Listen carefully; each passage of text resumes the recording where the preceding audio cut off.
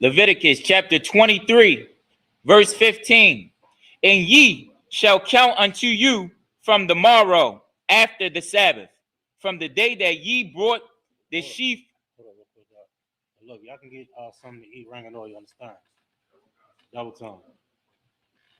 Go ahead. Verse 15. And ye shall count unto you from the morrow after the Sabbath, from the day that ye brought the sheaf of the wave offering. 7 Sabbaths shall be complete. Verse 16. Even unto the morrow after the 7th Sabbath shall ye number 50 days. And ye shall offer a new meat offering unto the Most High. Ye shall bring out your habitations 2 wave loaves of 2/10 deals. They shall be of fine flour. They shall be baked with leaven. Hey, all off them right here. Y'all go get some to eat. They are the first fruits. Can I get 2 sisters to help serve, please, real quick?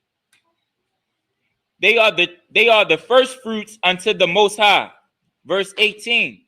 And ye shall offer with the bread 7 lambs without blemish of the first year, and 1 young bullock, and 2 rams. They shall be for a burnt offering unto the Most High, with their meat offering, and their drink offerings, even an offering made by fire, of sweet savory unto the Most High. Verse 19. Then ye shall sacrifice 1 kid of the goats for a sin offering, and 2 lambs of the first year for a sacrifice of peace offering. Verse 20. And the priest shall wave them with the bread of the first fruits for a wave offering before the Most High, with the 2 lambs. They shall be holy to the Most High for the priests. Verse 21. And ye shall proclaim on the self same day, that it may be an holy convocation unto you. Ye shall do no servile work therein. It shall be a statute forever in all the dwellings throughout your generations.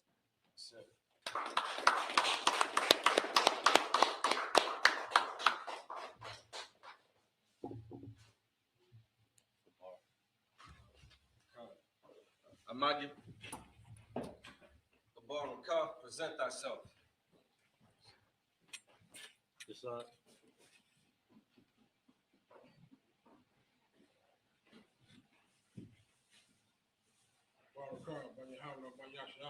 Baraka, Ban Yahweh. Ban Yasha'ah.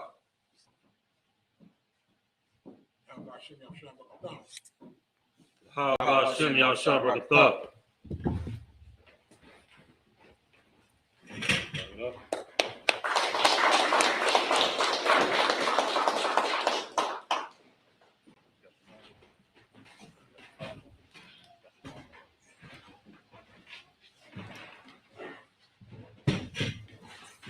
Shah, sit. I'm going to read in Leviticus chapter 23, verse 22 through 28 in the Hebrew. That great shit right there. And I'm not chairs back there. Right. You good up. Got it.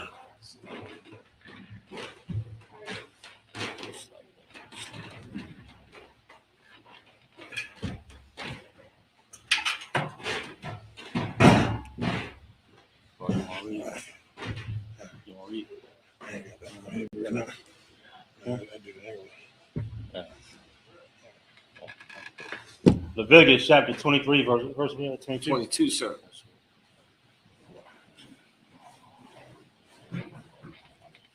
Verse 22.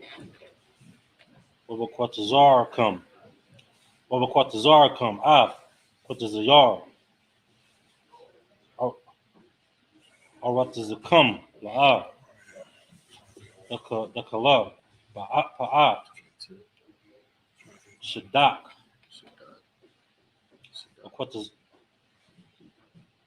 Wakwatazarka. Is that right? Wakwatazarka. Come. Will a quat. What is a yarka? The quat. 22. Anya, This first one. will a guard. The Isaiah, a thumb, Anya, Yahweh, Allahayakam, 23, will you debar, Yahweh, Al, Mashah, La Amar, 24, debar, Al, Manya, Yasha'ala, La Amar, Bakadash, Hashabayaya, Bachad, La Kadash, Yahaya, Lakam, Shabbath one, Zakar one, the Ra'ai, the Ra'ai, Makora, Kadash, 25, Call, Malakab, Ibada, La'ah, Aishwa, Wahakorabtham, Ashah, La Yahweh, 26, Debar, Yahweh, Al, Mashah, La Amar, 27, Akah,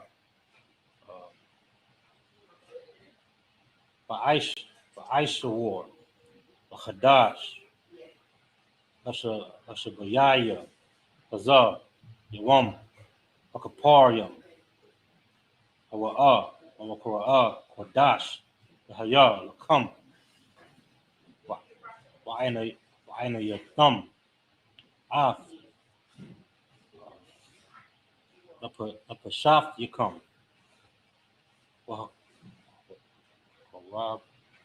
Wakorabtham, Ashar, La Yahweh, 28, Ukal, Malakah, Ba'ah, the Aishwa, Ba'aitizam, Hayawam, Hazar, Kaya, Yawam,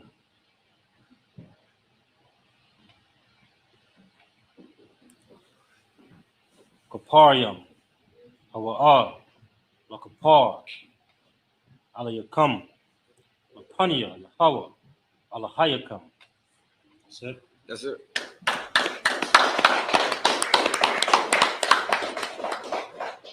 Leviticus chapter 23, verse 22 through 28 in English. Leviticus 23 and 22. And when you reap the harvest of your land, thou shalt not make clean riddance of the corners of thy field when thou reapest.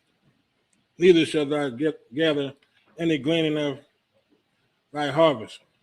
Thou shalt leave them unto the poor and to the stranger. I am the Lord your God. 23. And the Lord God spoke unto Moses, saying, 24. Speak unto the children of Israel, saying, in the 7th month, and the first day of the month, shall ye have a Sabbath, a memorial blowing of the trumpet, and holy convocation. 25. And ye shall do no servile work therein, before ye shall, but ye shall offer an offering made by fire unto the Lord. 26. You said to what? To 28. 26. And the Lord spoke unto and the Lord spoke unto Moses, saying, 27. 27. Also on the 10th day of the 7th month, there shall be a day of atonement. It shall be a holy convocation unto you, and ye shall afflict your souls and offer an offering made by fire unto the Lord. 28. And ye shall do no work in that same day, for it is a day of atonement, to make an atonement for you before the Lord your God. That's it.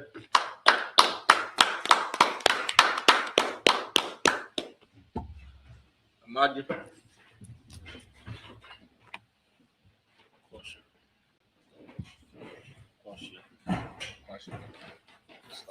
Question. Present thyself.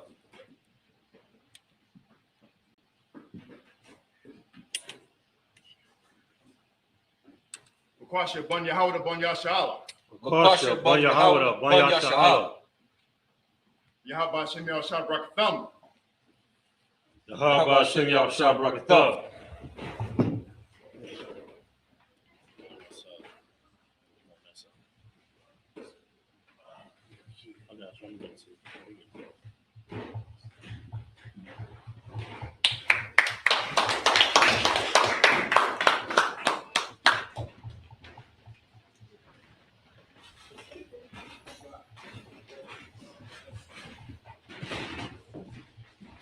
You might want to use this chair.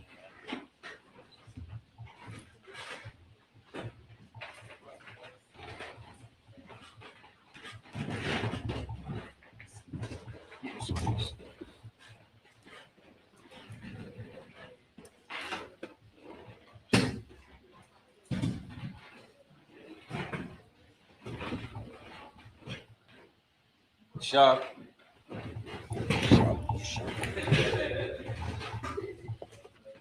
going to read the book of Leviticus, chapter 23, verse 29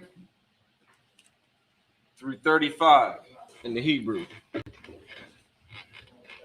Kaya, Kal, Hanapash, Ashar, La'ah, Tha'ina, Ba'itazam, Yahweh, Hazah, Wana, Koratha, Ma'imaya, verse 30, Wakal, Hanapash, Ashar, Tha'isha, Kal, Mala Akah, Ba'itazam, Yahweh, Hazah. Oh, yeah. So, Hayawam. it's like it. Hayawam, Hazah.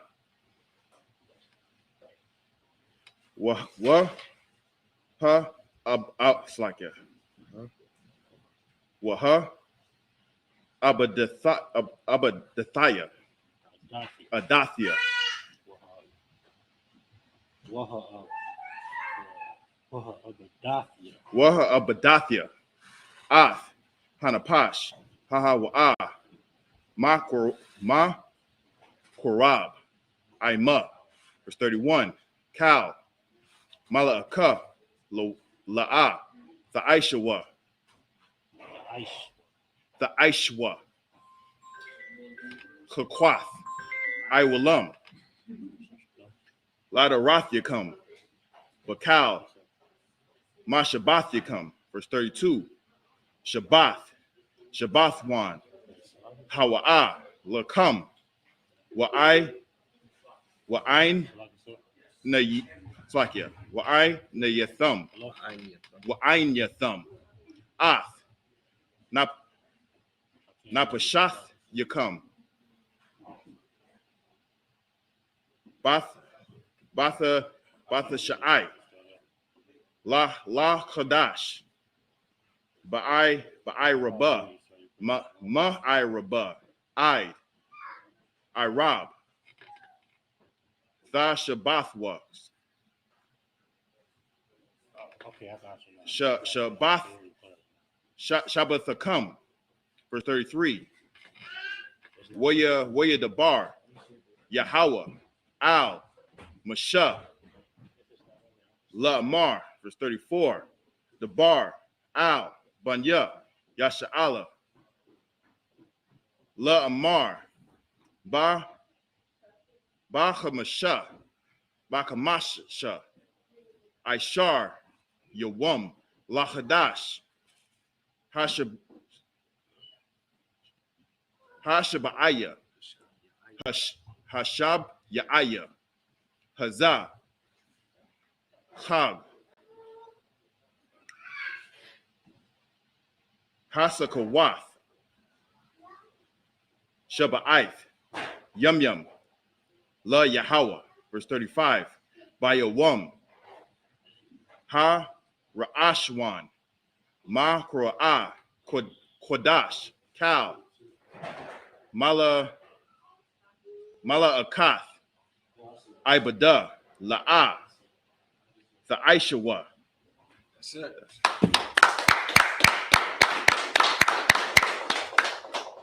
Leviticus chapter 23, verse 29 through 35 in the English. 29. Okay. It's Leviticus chapter 23 and verse 29. For whatsoever soul it be that shall not be afflicted in that same day, he shall.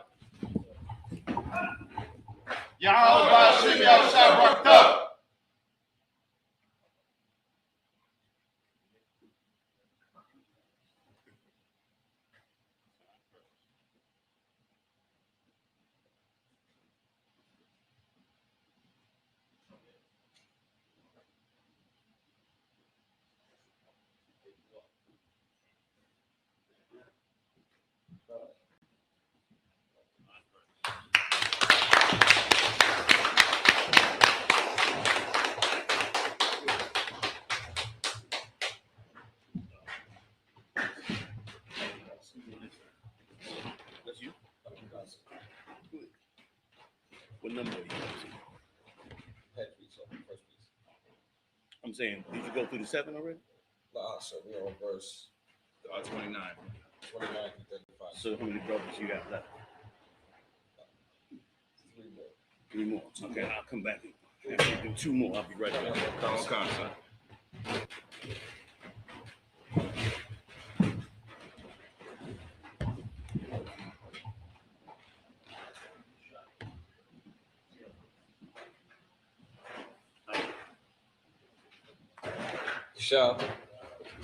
Yeshabia.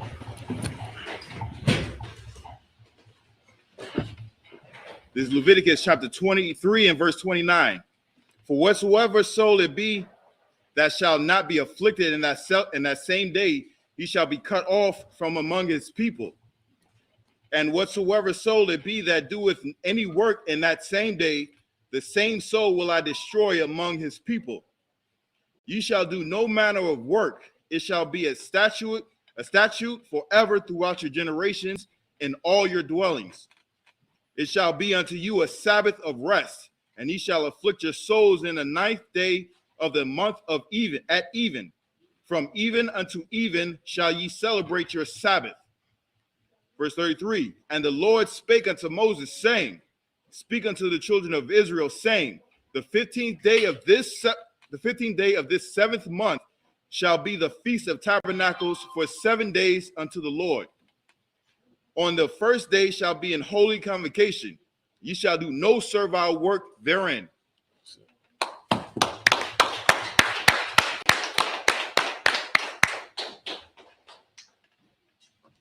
Amadia up here.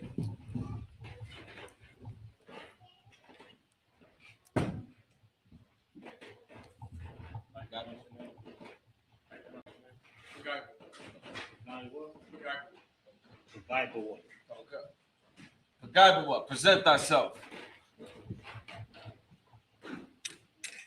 Pagaibawa, Ban Yahawah, Ban Yashala. Pagaibawa, Ban Yahawah, Ban Yashala. Yahawah Shem Yahushua Brakatah. Yahweh Shem Yahushua Brakatah.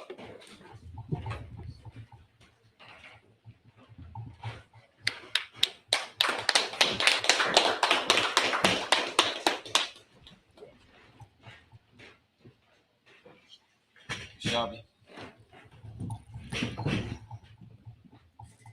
Going to be reading the book of Leviticus, chapter 23, verses 36 through 42 in the Hebrew. Leviticus chapter 23, verse 36 in the Hebrew. Shabbat Yom Yom. Okora Yabwa. Asha. Yahawah. Yawam. Hashamayanya. Okora Wadash. Yahaya. Come. I'll corrupt them. Asha. Yahawah. Atazara. Hawa. Ka. Mala Akaf. Ibada. La'a. Aishwa. 37. Allah. Hawa idea. Hawa. Ashar. Makora Awa. Thumb. Makora Aya. Wadash. Lahakora Yab. Lahakora Yab. Ashar. La Yahawah. Ayla, Umanakha, Zabak, Wanasakyam, the bar, Yawam, where your Wamwa. 38, Willabad, Shabbatham, Shabbathath, Yahweh, Wamalabad,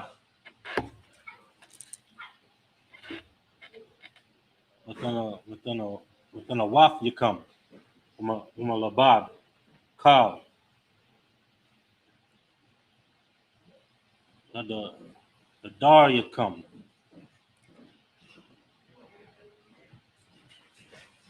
Wamalabad, Kal,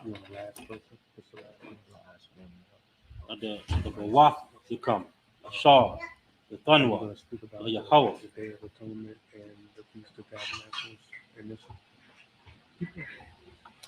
39, a cup, Wachamash, I saw the Wam, Lakadash, a shop, Yaya,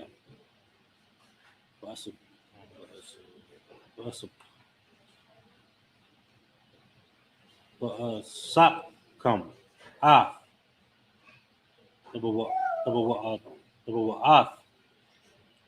Arataza, the Khagwa,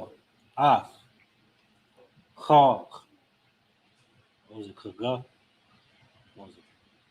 Yahweh, Shabbaith, Yum, where you Wam, Hara Ashwan, Shabbathwan, what were you Wam,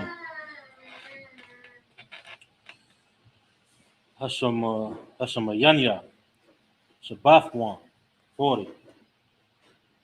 Will a quack them, will come, will you wum, Hara Ashwan, Hara Yah, Aitaza, Hadar, Kapath, the Mariam, why not, Aitaza, Ibath, why Rabia, the Khal, was a Mach thumb, the Panya, the Hawa, Allahayakam, Shabbaith, Yum, 41, Khagtham, Afwa, Khaga, La Yahweh, Shabbaith, Yum, Shana,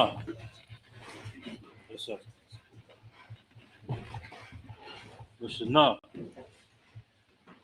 Kakwa, Iwalam, the Rath Yukam, Khadash, Hashabayaya, the Kagawa, Athwa, 42, Sakaf, the Shabwa, Shabbaith, Yum, Kal, as a rock, Yasha Allah, the Shabwa, the Sakaf. That's it.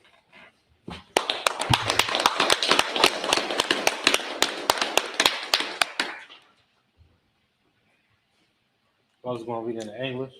Leviticus chapter 23, verse 36 to 42. Leviticus chapter 23, verse 36. 7 days ye shall offer an offering made by fire unto the Lord. On the 8th day shall be an holy convocation unto you, and ye shall offer an offering made by fire unto the Lord. It is a solemn assembly, and ye shall do no servile work therein. Verse 37.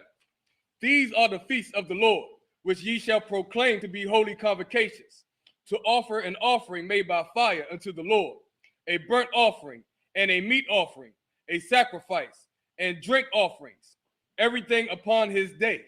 Verse 38. beside the Sabbaths of the Lord, and beside your gifts, and besides all your vows, and beside all your free will offerings, which ye give unto the Lord. Verse 39. Also in the 15th day of the 7th month, when ye have gathered in the fruit of the land, ye shall keep a feast unto the Lord 7 days. On the first day shall be a Sabbath, and on the 8th day shall be a Sabbath. Read that again if you could. Read that verse again. This is a very, very powerful and important verse that he's reading right here. And it pertains to our lives in a very, very strong way, especially now that we in this time in the end. As we in this time in the end, we're going to begin to really understand these scriptures and why we have the high holy days that we have.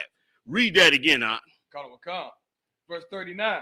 Also in the 15th day of the 7th month, when ye have gathered in the fruit of the land. Now remember now, back then, gathering the fruit of the land was our money, our economy, our whole lives was done by bringing in these cattle and bringing in, you know, all the vegetables and everything that we had. That's how we made it through the winter.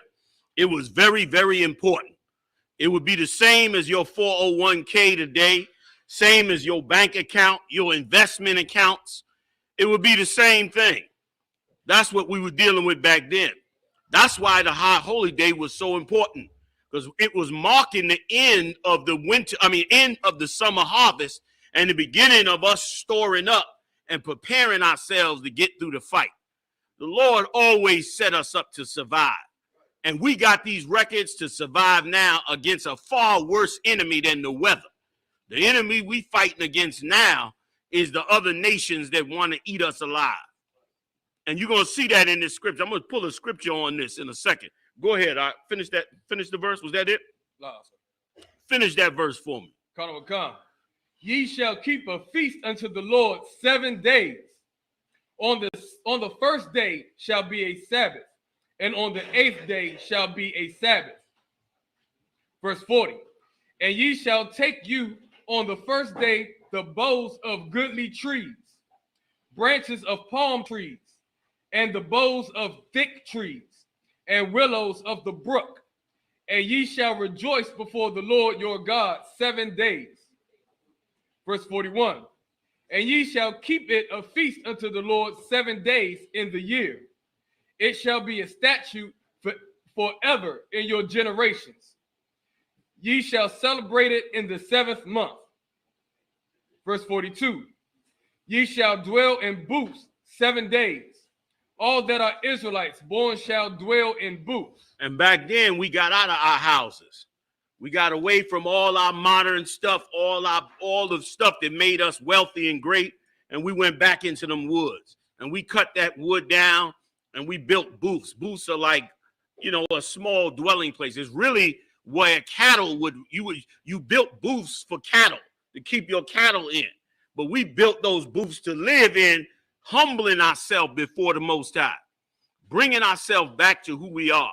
And let me tell you something.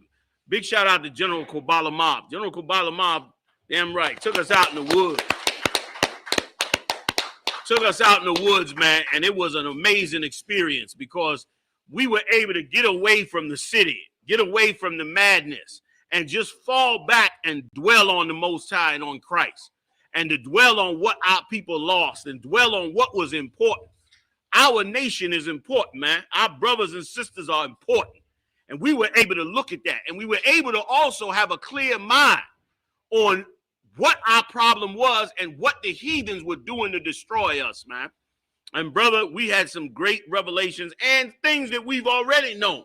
We were able to get together and expound on. I pray everybody get to do it together, you know what I'm saying, in some way and shape and form in the future. But if I could, get me Nehemiah, the 8th chapter. I want you to start at the 11th verse. I want to show you something about Nehemiah. Let me tell you something. If you ever wanted to know a blueprint on how you take a nation like ours and how you work to get them free from the heathens who are eating them up alive, read the book of Nehemiah. The book of Nehemiah, boy, shows you how them brothers came together. And it shows you where the real problem is. Black leaders today and black people in them churches today They full of stop blaming the white man. They full of join, you know, that's not where the problem is. That is where the problem is, according to the Bible and according to the brothers who were in the past. They had to deal with this thing, man. And brothers that stand up and strong in the spirit, they're going to deal with this, even though it's going to be unpopular. Read that. Nehemiah chapter 8. Verse 11. Nice and loud. Nehemiah chapter 8, verse 11. So the Levites stilled all the people. You hear what he said? This is during the Feast of Tabernacles. And it said the Levite stilled all the people. You get out there to that camping ground and you get out to them woods, you're going to calm down from this nervous madness we in this city, man. Black people are full of hypertension, high blood pressure, stress. You ready to kill somebody half the time. And it's all because we in these cages called cities. There's really jail quarters, man. And it's ignorant and stupid to think that this man is ruling over us for 400 years, got nothing to do with it. Nobody gets mad if you say something about the East Indians. The Chinese, they talking, listen, presidents and politicians talking about the Chinese, disrespecting them like crazy. Do you hear black people upset? Hell no. Hell no. You might get a little backlash with the Arabs because, of course, the Arabs, some black people believe in the Arab religion. So you might get a little backlash. But for the most part, is anybody going to say anything to you? Of course not. Of course not. But say something about the white man and it's a problem. The heathens have gotten into our DNA damn near. And it have broken us away from the Most High. And we better get it back. We better take back all that is ours. The so-called Jew is arrogantly celebrating the Feast of Tabernacles tonight. I mean, arrogantly celebrating the Feast of Tabernacles. You understand? Like it's his own. Go ahead. Q call Katham. Saying, hold your peace, for the day is holy. Neither be ye grieved. Hear what the Lord said? Hold your peace. If you got a beef or problem during that time, the Lord said, hold your peace, man. This is a holy day. Don't be grieved. You got to fight out of the negative spirit that the demons want to put you in during these high holy days. And they'll give you practice on how to be that way all the time, man. We take joy in everything else. We should take great joy in what we do for the Most High. We should take great joy in having an identity of our own, man. And not an identity that we got to share with white people or share with other heathens. They don't have to share their identity with us. Why do we got to share our identity with them? Keep reading for me, warrior. Verse 12. And all the people went their way to eat and to drink and to send portions and to make great mirth. And when it said to send portions, it meant that they cut up those animals and they'd send pieces of those animals to other brothers and sisters, family members and cousins. They would send it around, give portions of those things out to other people. Go ahead. Because they had understood the words that were declared unto them. They understood these words. They understood that, and remember now, during the time of Nehemiah, they was coming out of captivity. They was coming out of the Persian Empire's captivity and finding out their culture and their identity and putting it all back together. That's what we're doing now. Let's examine it a little bit. Go ahead, Op. Verse 13. And on the second day were gathered together the chief of the fathers of all the people, the priests and the Levites, unto Ezra the scribe. That's right. Go ahead.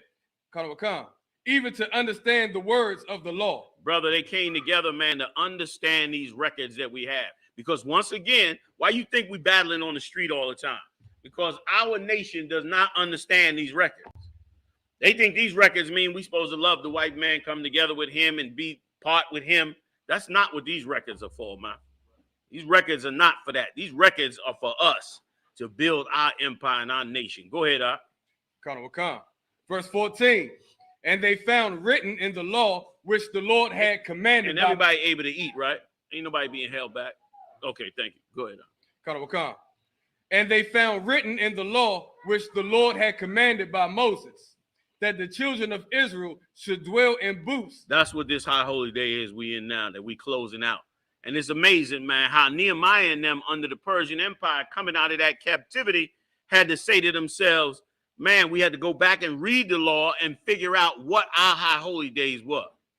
That's a damn shame, man. Which shows you what?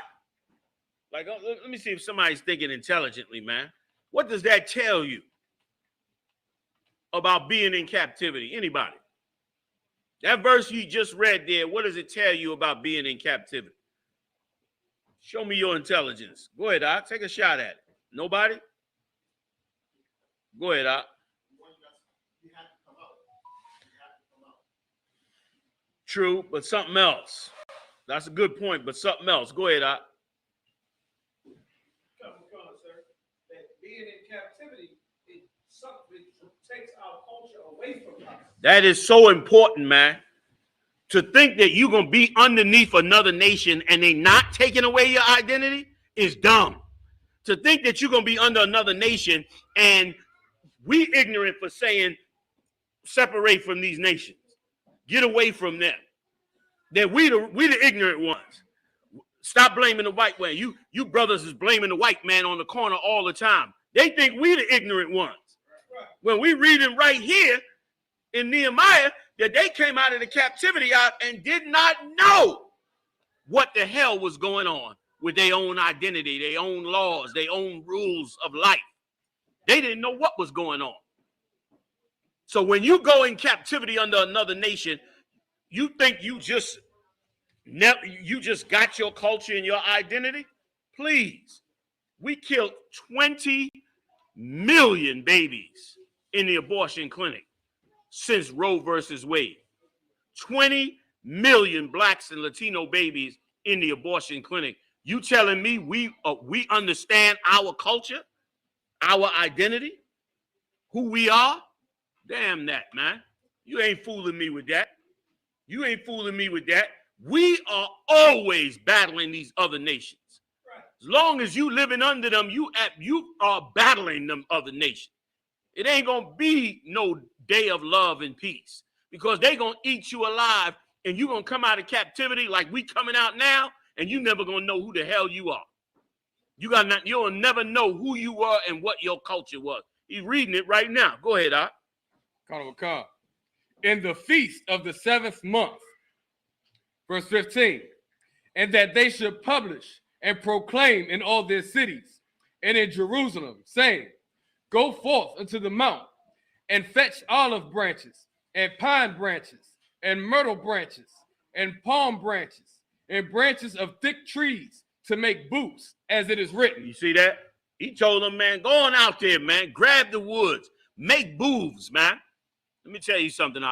We're going to get to a place of real humility so we can get back to the Most High. We're going to eventually realize that all this that they've been glittering in front of us, thinking we're going to have a life and a career and be a part of this nation is ridiculous, man.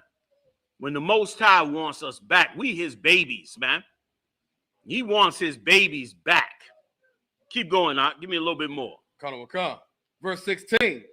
So the people went forth and brought them and made themselves booths, everyone upon the roof of his house and in their courts. That back then they used to have, houses made of wood or mud bricks.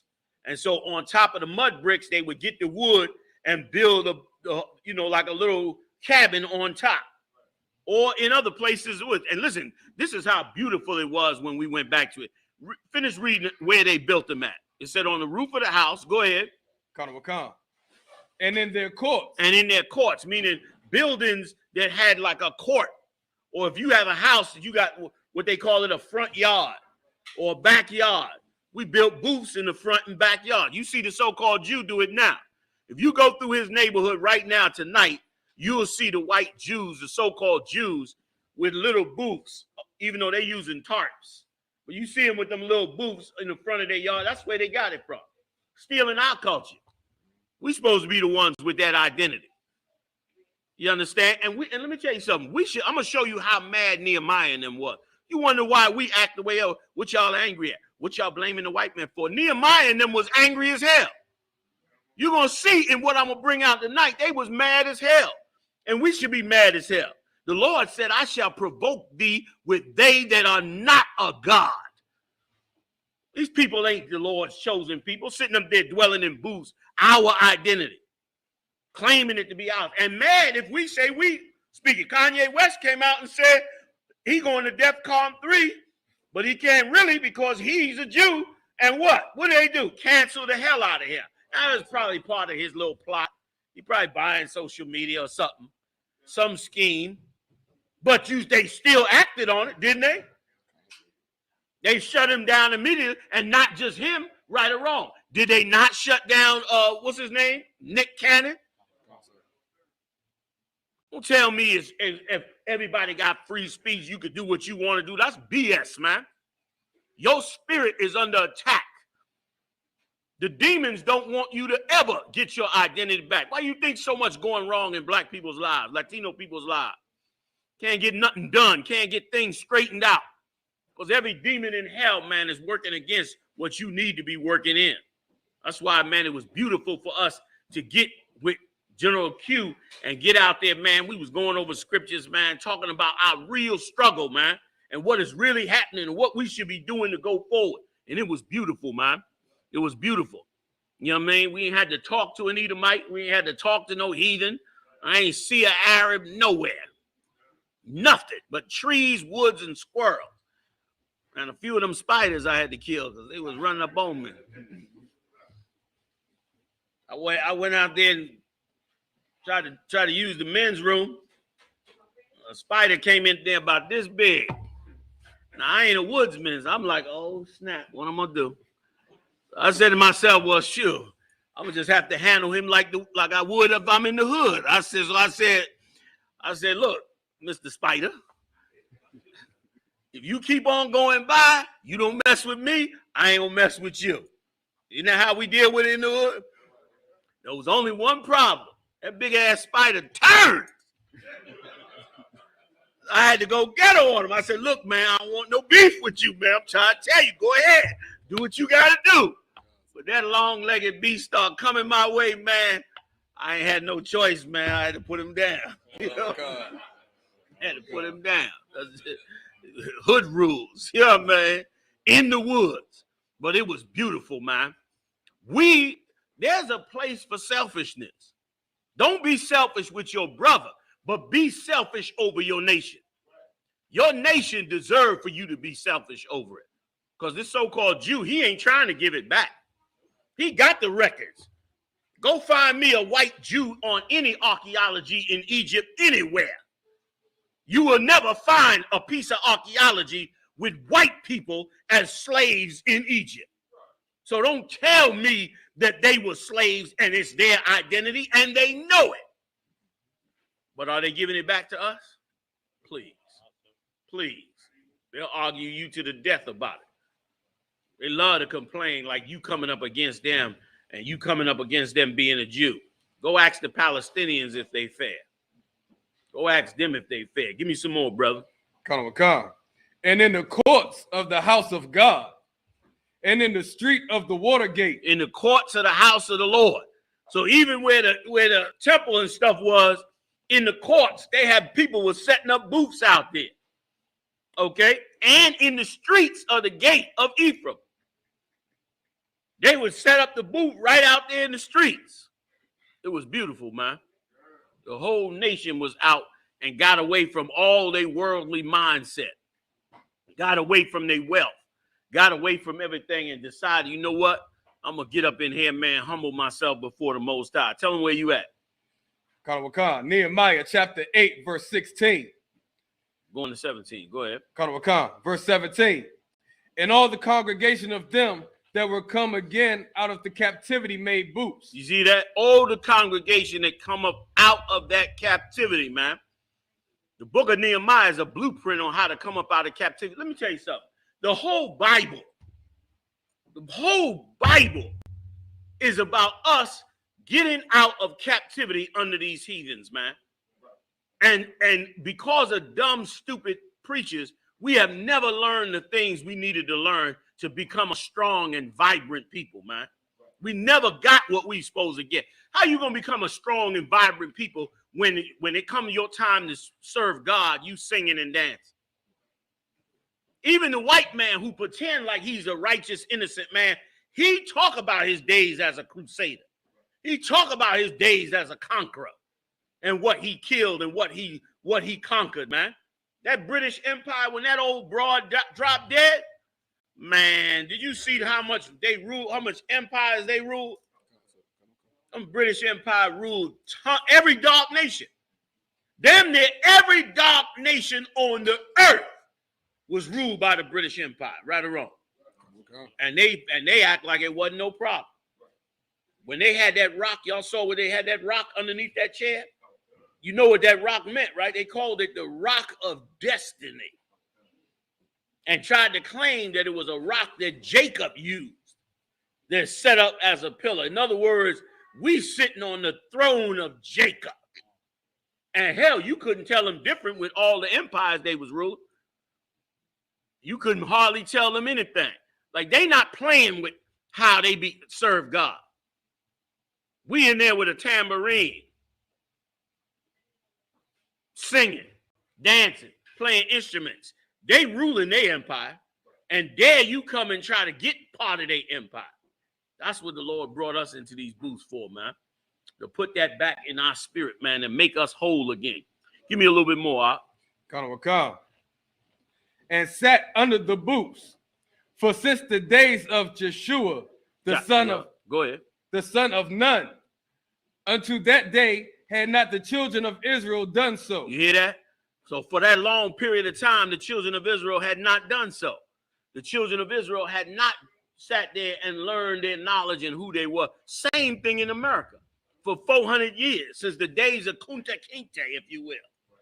We ain't, you know what I'm saying? We have not learned our identity, man. We have not been able to dwell and do the things that the Lord called us to do that please the Most High.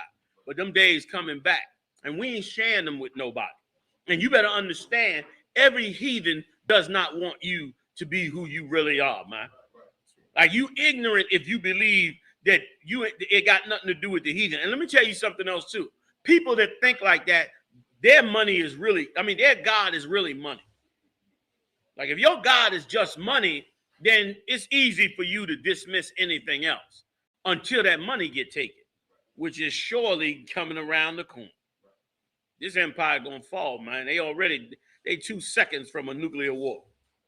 2 seconds from a nuclear war. All right. Q, give me that other scripture, man. What is it? I think it's either the 6th or 7th chapter, where it say that he was how they were selling and buying and selling at the gate, and how he said he had to shut the gate. Nehemiah said he had to shut the gate. This is another part of our captivity. When you don't have no identity, when you don't have your culture, then the other nations get to come along and prey on your people. And you can't come together. You can't bring no rules together. Why you think we in this situation we in? Because we can't come together because the heathens get to prey on us. Where you going with it, Q? Nehemiah, the 7th chapter. What verse? Let's start at verse 15, I think. Let's try 15. Come. Wait Nehemiah. a minute. 8 and 15. No. So did you want 13 and 21, sir? Wait, is that the one where he? Yeah, go there. I believe that's it. Nehemiah chapter 13, verse 21. Then I testified against them. No, go above that. Nehemiah chapter 13, verse 15. Yeah, that's the one you showed me earlier. Go ahead.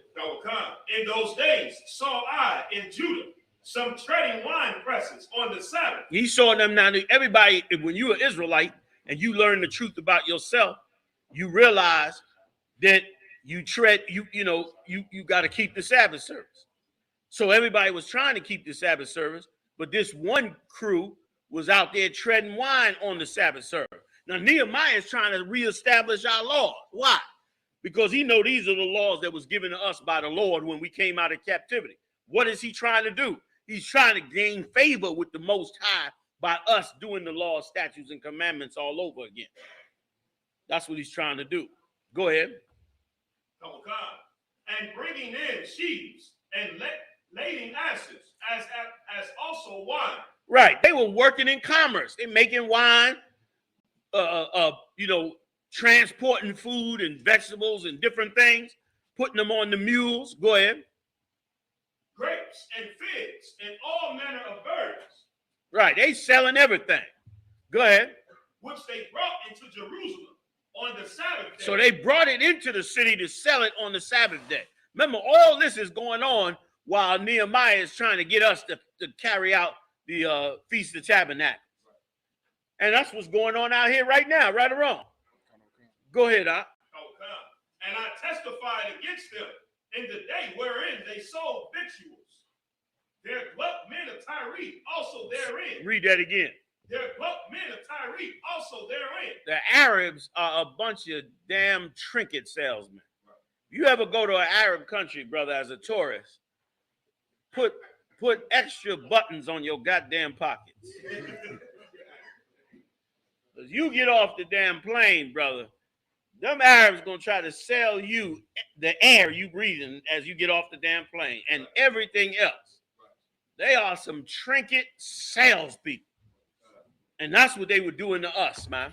Once again, where you go to get the blunt from? The Arab store. Where you go to get your chicken from? The Arab store. Some drug dealers are selling drugs on the street, but some selling them out of them Arab store. Since they pulled out of Afghanistan, you got all kind of pipe shops opening up all over this country. Brother, they opening up pipe shops like they Walmarts or something. Go ahead, Op.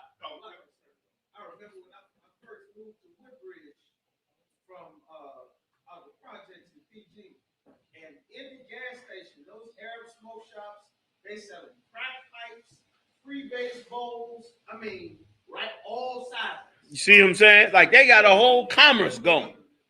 Like everybody's sucking the life out of us, and we can't never say, look, them heathens got to get back up off us, man. You can't never say, oh, you racist. Oh, you stop blaming them. Because your God is money. So you don't care what heathen takes all of black people's money. You could care less as long as you get some. You could care how much they rob and destroy the Lord's chosen people. But the Lord rose up brothers like Nehemiah in the I.S.U.P.K. And they not playing. They're going to bring this nation back where it needs to be. And you see, that's why Nehemiah said what he said. You understand?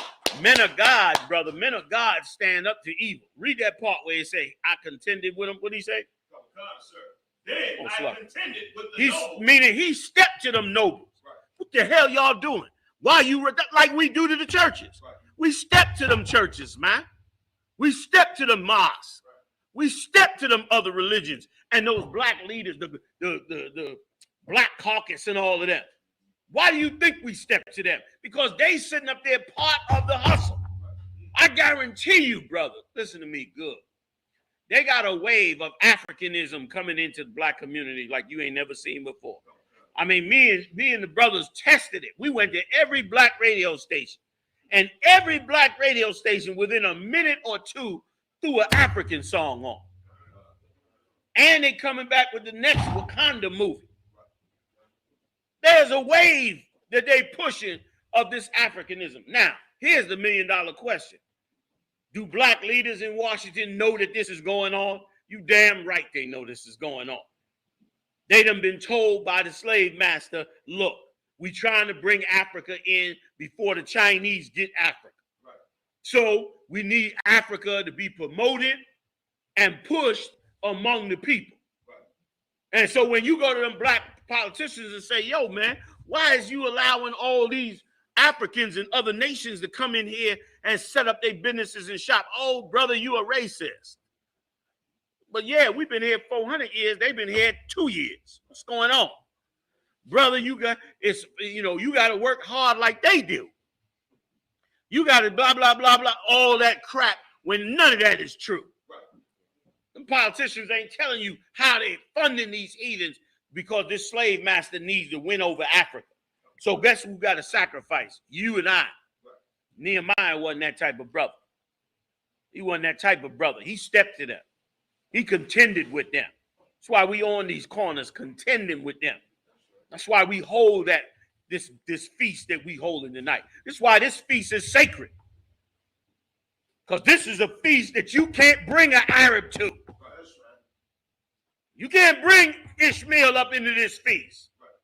No. No. And you better not bring a white man out in the woods with you. Well, goddamn. You just plain dumb and ignorant then at that point. I guess you ain't seen the Jeffrey Dahmer movie. It's the #1 movie in the world, the Jeffrey Dahmer movie, right now on Netflix. It's the #1 movie in the world because nobody can understand the methodical patience of a serial murderer like the white man. Nobody can understand the psychology of an animal like this. And that's why the whole world wants to see the damn movie, man. Hey, give me a Coke or something if y'all got it, or Pepsi or whatever you got. Throw it in a cup with some ice for me. To what? You understand? They don't understand. That's why it's the #1 movie. You cannot do these things. And that's what Nehemiah understood. So he was like, bring back them Feast of Booths. Give me a little bit more. Then I contended with the nobles of Judah. Go ahead. And said unto them, what evil thing is this that ye do? See that? What evil thing is this that you do? You understand? I'm a businessman. I'm a businessman, so I don't care where the money comes from. Because I'm a businessman. You an evil man. Right. You an evil man. Nothing wrong with being a businessman. It ain't nothing wrong with making a ton of money. Nothing wrong with it. Make $1 million, make $2 million, make 10 million. Ain't nothing wrong with it. 100 million. But don't compromise your own people. That's right. Don't be the one that helps them prey on you. Michael Brown, who stirred up that whole thing in Ferguson, Missouri, was selling dope for the Arabs, man. Hey, you got an outlet over there somewhere I could use? All right. Hey, do me a favor. You got ice? No ice? Okay, no sweat. What? So yeah, if you got one, I want to just plug this in. This joint about to go. For water. No, in all that media coverage, in all that talk, nowhere in there did they say that Michael Brown was selling drugs for the Arabs. And he was in there trying to get money for things that he was doing for them, which made him nervous when he went outside and ran into that cop. He thought they called the cop on him. And he was going in there to get what he believed was his based on the relationship that they had. And plenty of these heathens sit back while we working for them. Listen, I pass them smoke shops out and it burns in my soul. You know why? Because I see the Arabs sitting in them smoke shops and they in the smoke shop with their wife, their kids. They got an apartment upstairs. Who's outside selling drugs? Who catching the case? Who in the shootout? Where they at? Inside with a piece of paper that says, Mr. Abla, licensed to sell, smoke shop items or whatever the hell his store is named. But what about us? What about our sons? Nehemiah didn't go for that, man. The Feast of Tabernacles is our opportunity to spend time away from these other nations. Go ahead, Art. Tell me how you say that because they don't care if they sell drugs right inside of the store while they're behind the glass just because they know if you buy from them, you're going to have to buy the blunts from the store. No, they selling the dope. You thought it was just the blunts? Oh no. They could give a damn about them blunts, huh? Right, they the plug. They the plug. They the one that the cats out. First of all, the cats outside wouldn't be able to sell the drugs, and they didn't want them there. You understand? Like they listen. They are draining the soul out of the Lord's chosen people, man. Like Nehemiah said. That's why this is what we reading. This Feast of Tabernacles, Nehemiah was fighting it. Go ahead, Virginia. What's up?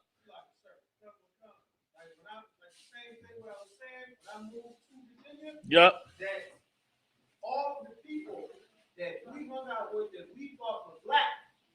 Come to find out, they were the same ones going back and forth to the same neighborhoods that we just left.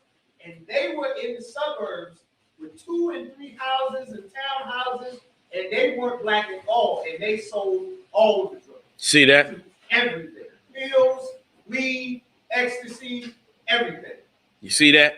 Pretending to be black. At one time, they came out in the news and said that the state of Israel was the #1 exporter of ecstasy, which is just like them. They ain't gonna sell the bagged up weed or the coke, but they're gonna pop out 1 billion pills and ship it across the ocean and have everybody high on them damn pills. You understand? Like our nation coming back. If you want black people to come back from the hell they in, you gonna have to separate from other nations. You ain't gonna be able to do both. You will never be able to do both. And everyone that's tried to do both has failed at trying to do both. And they failed at it because we reading a book. How many pages is in the Bible? On the average, it's hard to say because it's different prints. But there's thousands of pages. Thing in my pocket. Thousands of pages about us having to deal with heathens when it came time to fixing us. When you're ready to fix us, know that you got to come up against heathens, man. Know that you got to push their religions back. And that's why the Feast of Tabernacles is so righteous and so beautiful if you can get away. If you can get away, man. Go ahead, Op. Oh, God. What evil thing is this that you do and profane the Sabbath day? Did not your fathers thus, and did not our God bring all this evil upon us? Read it again. Oh, God. Did not your fathers thus? Did not your fathers thus? What does he mean when he say did not your fathers thus? Somebody break that down for me. What is he talking about when he say did not your fathers thus? Go ahead, Op. It's like, if I make sure, is he saying like didn't your forefathers, didn't they trespass against the Lord? He going deep with it. You right. He ain't just talking about how they praying on you and how you out there breaking the Sabbath service, but you join them heathens, man. Remember it said that the what was they? The Zidonians? The men of Tyre. Tyre is in Lower Syria, for those of you that may not know. The country so-called Syria today, the very lower part of Syria is Tyre. It's really our land. But the Syrians ruled that land. Okay, they ruled it back then for years. We had tons of battles with them in Tyre and Zidon. Elijah had to battle them like crazy. Remember when what's his name? I forget the cat's name that the leprosy came on. Gehazi. You understand? That was because Elisha was up there battling them damn Arabs. Remember the cat that came down and had the leprosy, and he didn't want to wash in the pool of Jerusalem? That was because we was in bitter conflict with them up there. They hated us and we hated them. And so when he came down to get healed, Elisha just sent out somebody and said, yo, just tell him to go get in the Jordan River. He disrespected the heathen. So man, let's tell him to go wash in the river. And he did it on purpose because he knew the cat came down with pomp and circumstance and had all his entourage with him and thought he was somebody big and was going to impress Elisha. You understand? And Elisha said, man, go ahead, man. Go ahead, heathen. Let's go on and wash in Jerusalem. And he only did it because the Lord told him to do it. So go wash 7 times in Jerusalem. And the cat was so proud. Here he is with leprosy. And meanwhile, you coming to me to get healed. But meanwhile, when I say go wash in the Jordan River, you like, oh, why I got to do that? He was like, why? He got the leprosy. He's like, why I got to do that? He said, certainly the rivers in Syria is much better. He said, and on top of it, why he ain't come out and see me? Certainly he would have come out and I would have gave him a nice gift. He wanted to show his ass to him. Excuse my Salagi, y'all. Salagi. You know, we get a little excited over this thing here. This is our culture, man. It's our history. This belongs to us, huh? You understand? I'm so sick of them claiming us on our holy day. It's ours. There ain't no white people in the Bible. Nowhere. Okay? This ours. So he was thinking, oh, you know, he was going to get healed, and then he was going to give Elisha a big gift where, you know, everybody be like, oh, man, you know, the Prince of Syria, man, came down, boy. Woo, that cat was bad. Like we do when we see Donald Trump or one of these rich heathens in their Rolls Royces, and you see them on TV, and they partying in South Beach or they off in Europe. They showed Martin, even though he a brother, they showed him in Dubai. Him and his rib, they in Dubai. You understand? Like this the hot spot. You understand? Meanwhile, when you go in Dubai, they got whole parties of men in there partying and got little boys dancing like sex slaves. And them little boys, there's tons of homosexuality going over there.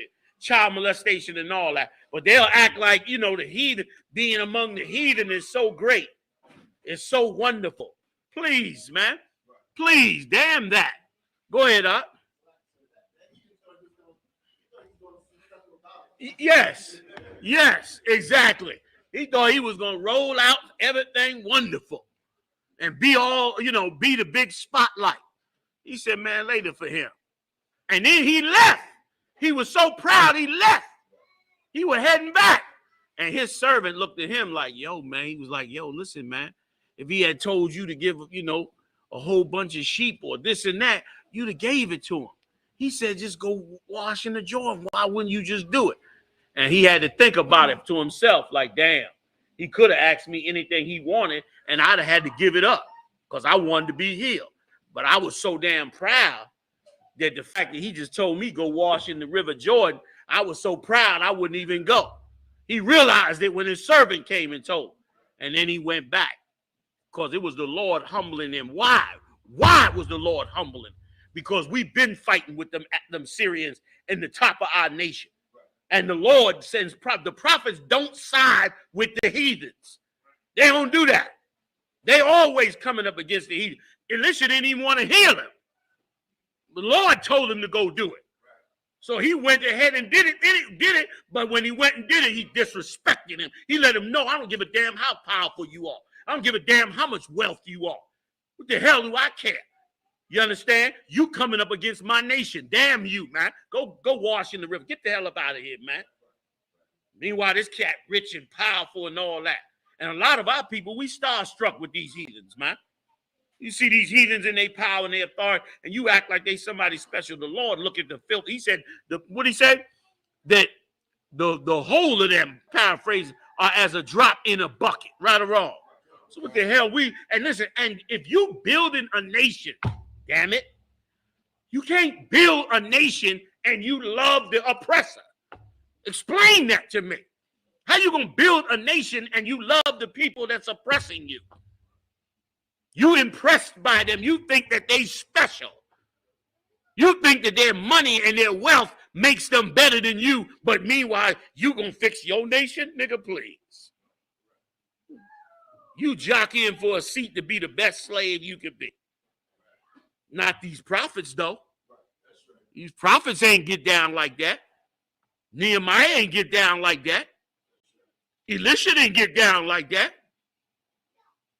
And show you how Gehazi, once again, being old slime ball, saw all that wealth. Ooh, look at that money Gehazi got. All them garments and that gold and all them horses and mules. Look at all that. I can't believe Elisha turning that shit down. What is wrong with him? Go ahead, Katham. Oh. Brother, listen, I ever see his face on the screen, I turn it off immediately. He really coming out now with his whole Arab spirit. He letting it out now. And brother, it's like vomit to me. It's like vomit to me that this heathen get to be glorified above us when he's glorified based on our music. Listen, I don't know if y'all ever saw this tape, but this is what did it for me. I'm scrolling through and I saw a tape where he was coming out of a hotel with his bodyguards. Y'all ever seen that tape? Listen, this tape here, man, broke my heart. He's coming out of a hotel, right? Posh ass hotel. He got his bodyguards with him, right? And this Jake look all halfway shriveled up. He run up to him and he start just rapping. Something. And he auditioning for this heathen while the heathen is slowly walking to his car. He in front of the heathen, backing up, just trying to, and so to move up and trying to get this heathen to like this music he's saying. And I'm saying to myself, man, that's a prince of the Most High, man. That's what that scripture mean when he said, I see princes walking on the ground, you understand, and servants riding on horses. This cat is rich and powerful because of our music, you understand? And I don't know, maybe he did, maybe he didn't, but I ain't heard the words come out his mouth where he said, listen, y'all, I'm nothing. I'm only something because black people got the greatest music in the world. When am I going to hear that come out of his mouth? And why isn't it required by us? That's why I give props to everybody that stood up against Eminem. There's a whole lot of people that didn't like that cat. You understand? And black people brought him in. You understand? Like, because once again, we love a heathen better than us. Let a white boy be able to rap. Oh my God. They be throwing their drawers up on the stage to that piece of garbage. You understand? That's our problem. We don't understand what it takes to fix us. Nehemiah understood what it took. Elijah did. Gehazi went back. There's always an old sellout. There's always somebody ain't strong enough to handle the business. That's what happened when we was coming out of slavery in Egypt. Remember we was coming out in slavery in Egypt when we got out there in the wilderness and we went to war, and that one cat, what'd he do? He went and hid them Babylonian garments under his tent along with the gold and the silver. Now, if you read that off the clip, you'll be saying to yourself, wait a minute, man, Joshua a little over the top over here. Why Joshua killed a man, burn his house down, kill his family, kill his cattle, burnt the tent to the ground, dug a hole, and threw it all in the hole and covered it up? You'd be like, well, goddamn, nigga, you just put a little gold on this. Gold gets spent all kind of ways. What you salty about? But he understood. He understood that Saul lost the kingdom over. Right or wrong. Samuel told him, don't touch that stuff. When you kill this bastard, he ain't going to get credit for building the Lord's nation. Destroy all his cattle. Everything he got, including him. Saul didn't do it. The Lord got rid of him. You got to have integrity, man. You got to have integrity not to sell out, you understand, when the time comes for you to stand with the Lord. You got to have enough integrity not to sell your soul out, man. You understand? Not to give your soul up. And that's also why Nehemiah also threw out all the mixed kids. All the kids that had heathen mothers, he threw them the hell out the nation. He got rid of all, ripped their hair off. If they would speak in another language other than Hebrew, he went up in there and ripped the broad's hair off. If she was teaching them Hebrew boys, if she was teaching the water, bro, if she was teaching them Hebrew boys another language, oh, he was done. He went up in there, man, and ripped the broad head off, made her bald and bleed. Cut her damn nails up, man, dogged her. He dogged her out, made her look like a crackhead. Oh, you gonna teach black boys how to speak Chinese today? If a black woman was on YouTube right now teaching little black boys how to speak Chinese, she would be praised. She'd probably make a ton of money, probably be a ton of hits. Be like, oh my God, she could speak Chinese. She teaching black boys Chinese. Ain't it wonderful? They could be international. They could be interpreters. They could be this. They could be that. They could be dead by the hand of the Most High power, because he don't give a damn about that. Nehemiah didn't give a damn about it. He went and ripped the broad's hair off. It's in the book. I ain't going to it because we ain't got enough time. Y'all get me started. You know what's going to happen. We'll be here all night. Y'all be charging me tomorrow like that. General YAHANNA don't never shut up. Nigga went on all night. You had to get the kids home, man. Y'all be in there calling General Muhammad, man. See, the fight started because General YAHANNA had him in there. That's why we got in an argument on the way home. You know what I mean? Everybody was tired and drunk. I'm going to get it in. We're going to get a little bit more and keep pushing. Like, this is what we supposed to know. This is why we go out in them woods. We got to go out in them woods and say, what's good for us? What's our identity? Not go out in them woods and say, y'all got to stop blaming the white man. And I don't care what a nation is, as long as I make money off of them. Oh, Uncle Tom's slime ball leaders. That's why it's so easy to make our sons faggots. It's easy to make them that way. Why? Because you ain't got no boundaries. You ain't got no rules to the game. You ain't got no set of values that you got to stand with that can't be crossed. You understand? And how you get them back? By having the rules and laws and statutes the Lord gave us. That's how we get it back. And to be insolent about allowing heathens to have our identity and culture, man. Give me a little bit more. I got a couple more. I'm going to let y'all go. Go ahead. Verse 18. Did not your fathers thus, and did not our God bring all this evil upon us? This evil came on us for breaking the Lord's law. And what caused us to break the Lord's law? Loving the heathen. That's what they was doing here. They making money off of the heathen. They making deals with the heathen. Here's how it's working. The heathens bringing all their goods to Jerusalem on the Sabbath. They bringing it in the gates of Jerusalem on the Sabbath. And these Uncle Tom niggas is taking the goods and reselling it to black people, to Latino people, to Native Indian people, and making a ton of money. What that sound like to you? Sound like weed? Sound like we ain't the ones making the weed. Well, we might have a little weed garden or a little weed operation for about a week.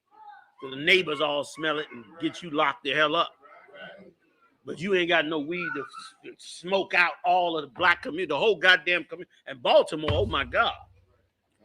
Baltimore is smoked out. I don't know how a nigga could smoke anymore than he's smoking in Baltimore. I think they got the patent on getting high in B-more. I mean, B-more is smoking like they was 15 years ago. I come back 15 years later, B-more, they getting high like, yeah, General YAHANNA, fuck that shit you doing. We token just like we was token 15 years ago. I could not believe it when I got out there. So, Paul, y'all, it ain't nothing changed. Like, you done pull all the warriors out of the city and everybody else smoked out. I pray the Lord bring more brothers up out of there, man. You know what I mean? And sisters, sure. You know what I mean? Like, them bones gonna live, though, because we understand demons. And them demons gonna be put down. Come on, give me a little bit more. Yet ye bring more wrath upon Israel. You see what he said? You bring more wrath upon Israel. What we do on these corners is to stop the wrath of the Lord on Israel. When you go down there to Lexington Market and see all our people smoked out, that's the wrath of the Lord. Does not the scripture say they sit at the head of the streets as a bull in the net? Does not the scripture say, thou shalt not let a witch live? When witches is prospering in this kingdom. And now you done brought the Afghanistanians in. Now, forget about it. More heroin and dope. And listen, they ain't setting them up in the suburbs. Ain't no smoke shop. We was up in the suburbs the other night, wasn't we? We riding through the suburbs. Did y'all see a smoke shop up there? Not one. I saw manicured lawns. So a brand new Mercedes is up there. Them houses look like Norman Rockwell posters. Them goddamn houses up there in where we was at. But I ain't see no smoke shops up there. But in every ghetto across America, they sitting up there got smoke shops, and we supposed to be acting like, in America, there's equality. There's equality. Everybody have an opportunity together. I mean, them niggas make me sick. They make me sick. Because they can't, we reading it in front of their eyes. And let me tell you something, that's why what we doing is spiritual. Because it's going to force them into these scriptures. They arguing about the whole, are we Jews, are we not? Kanye West coming out with it. That's all the demonic fight going on in the fourth dimension. What's going on right now in the fourth dimension is those spirits of Satan fighting against the angels of the Lord. And the spirit of Satan is trying to keep everybody in the mindset of all those evil things we've been taught, Christianity, Islam, all those lies. But the spirit of the Lord is battling it and causing it to break out in other ways. That's why Kanye West spilt that out the way he did. Then he came back and retracted it, right? Came back and said, that ain't what he really meant. This is exactly what he meant. Because it's what the Lord wanted him to say. And that's why it came out. And it should have came out. And it was proof that you cannot come out with it without them working against you. You can come out and say damn near anything. What's that singer that got up on the stage and said he want to have sex with your, or urinate on your children, or sex with your children? What's that old black singer? Is that's his name?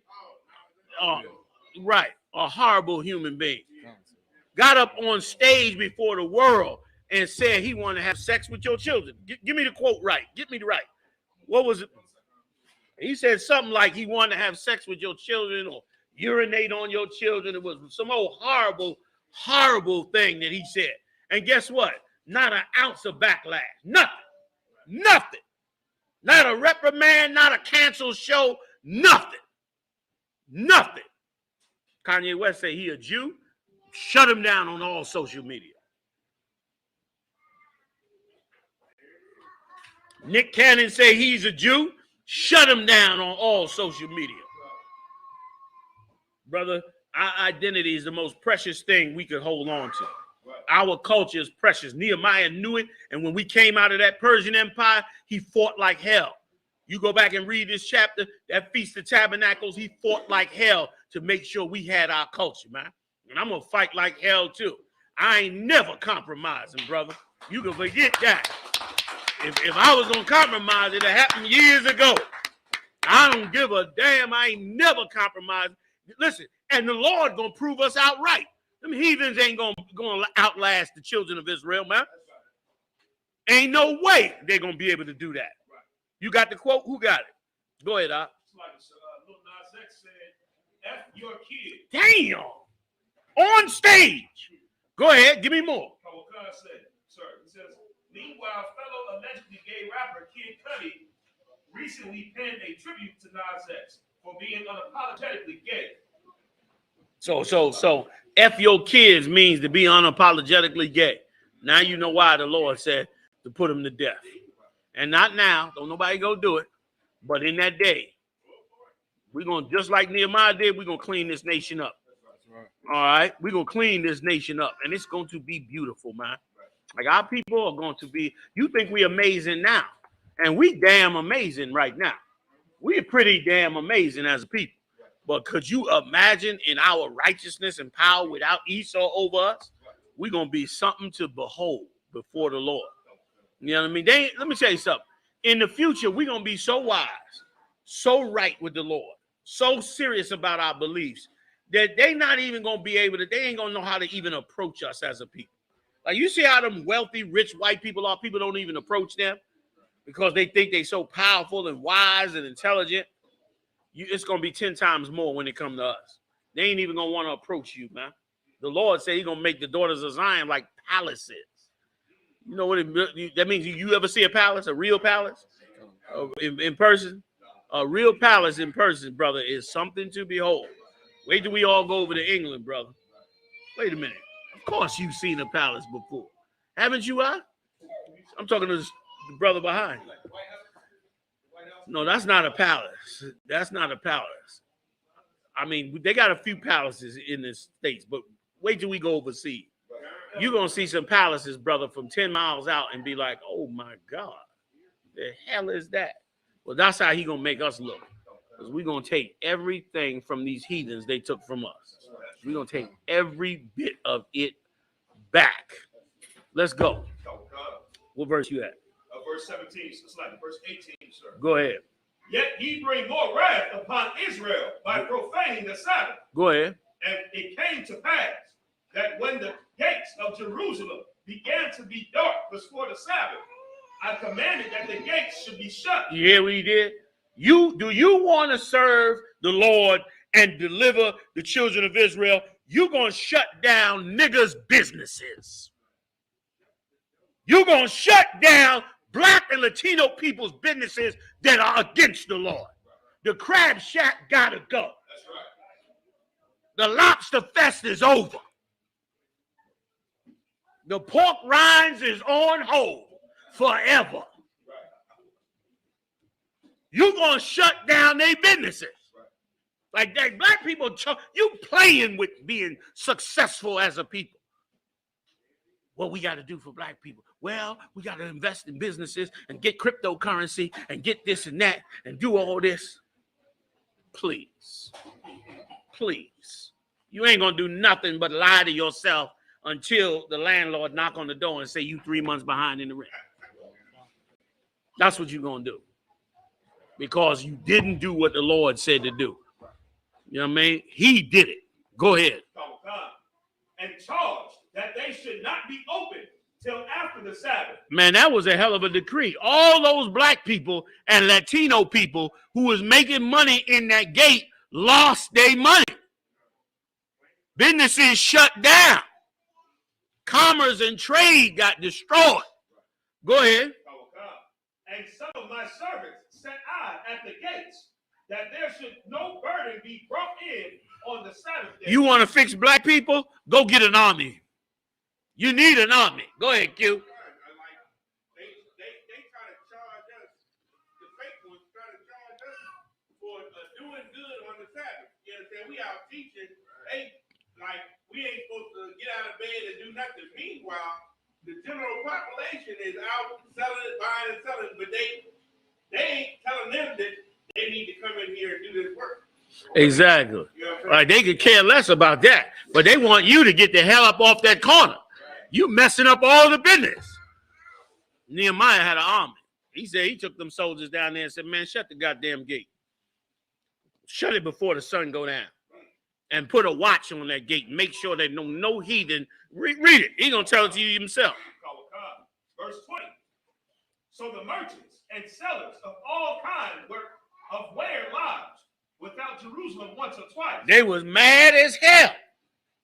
Because these shut down all of their wealth and commerce coming in there. And that's exactly what's supposed to happen among us. Niggas talking about we need to work together with the other nations so we can have better business and commerce and better, buying and selling. Negro, please. America only buys China's garbage because China buying everything America's selling them. They ain't buying Chinese. Everything come out of Chinese break in 3 days. So ain't nobody buying Chinese goods because they like them. We buying Chinese goods because China buying what they got. But in this case, like it always is with us, the heathens are making money off of us, and we ain't getting nothing off of them heathens. How the hell the Arabs gonna have chicken joints in the ghetto and there's no fun going to black people for they suffering? Your chicken joint open 3 o'clock in the morning. Our sons and daughters on drugs from your drugs. And meanwhile, our sons and daughters falling down in the street and you making money off of us. Don't nobody else do that but us because we don't have our identity and we got stupid black leaders. That's the real reality. I'm sorry. Don't never come to my class unless you want it real and raw because my class nobody likes me. I'm telling you right now.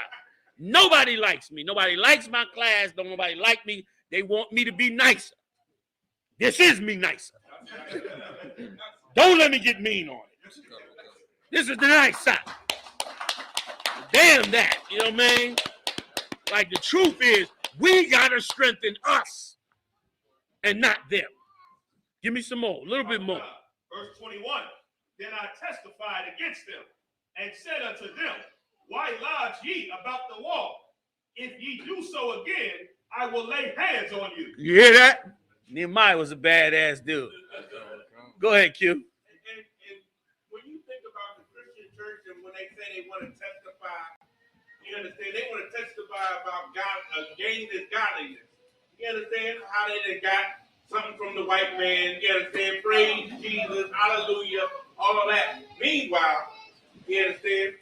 Nehemiah wasn't going for that. Like, that's how you got to understand church. You got to understand that church is about including everybody.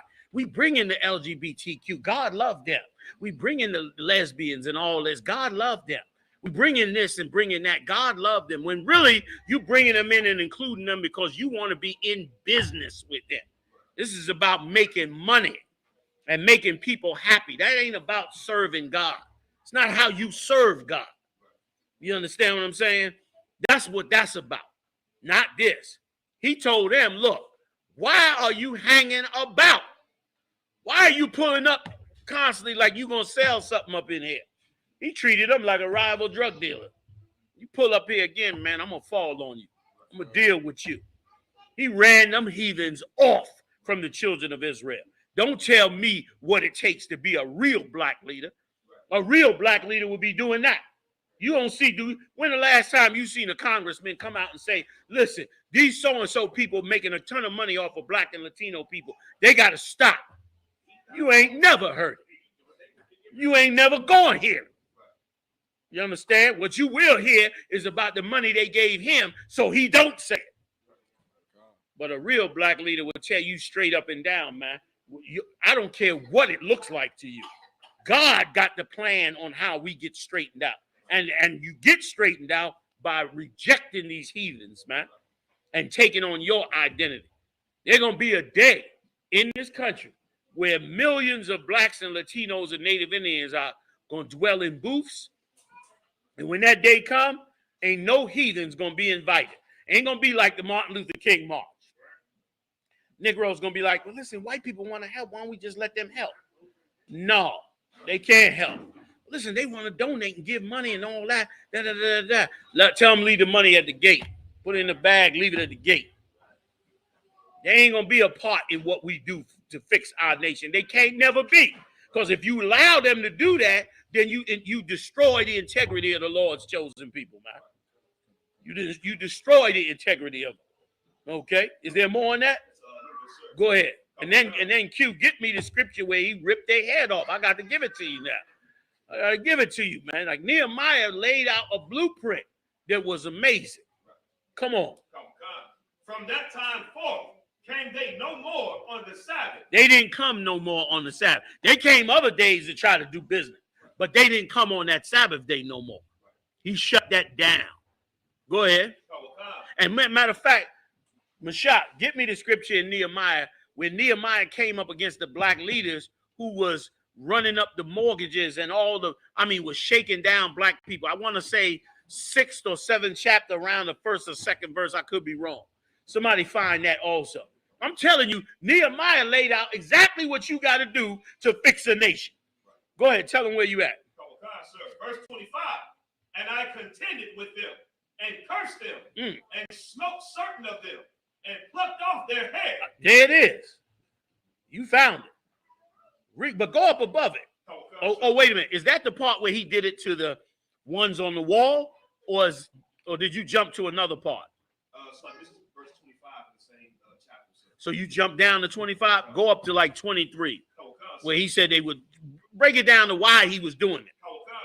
Verse 23, in those days also saw I Jews that had married wives of Ashdod. And let me explain something to you. When you're reading about this, remember they just came out of the Persian captivity. Everything you reading about during this Feast of Tabernacles, when they came out of that land of Persia, is exactly what's going on with us right now. Everything he encountered trying to fix this nation is what we encountering every day. It's what we're talking about every day. It's what the politicians is arguing about every day. Nehemiah knew how to fix it. Read it from there. Go ahead. In those days also saw I Jews that had married wives of Ashdod, of Ammon, and of Moab, and their children spake half in the speech of Ashdod, and could not speak in the Jews' language. Now that's always beloved by us. We so glad that our children could speak another language. We so praise the heathen. I don't know if any of y'all saw this episode. There was an episode of the Bernie Mac show. You saw it. Woo! Listen, that's why I ain't got too much TVs now. That goddamn Bernie Mac show, brother. Bernie Mac did a show where he brought his family over to an Oriental family's house. And the Oriental child was full of linguisticness and answering questions, and his child didn't, and he was like a sucker. He was damn near ready to turn on the children he had because they wasn't as good as these so-called heathens' children. Brother, that is our problem. And brother, it's similar to what Nehemiah is going through right here. Read that part out again. Like, this is our life. You think it's cool to be interracial. It's hell for brothers and sisters that's part of interracial, who born with a heathen parent. It's hell for them growing up. I grew up with a ton of them, man. They caught hell growing up. All confused, don't know which culture to get into, trying to figure out some kind of way in their mind to say, it's all right for me to love both cultures. They be having all kind of identity problems. And furthermore, the Lord said not to do it. Now that we in this state coming out like we did coming out of Egypt, we got brothers and sisters that got, dual parents.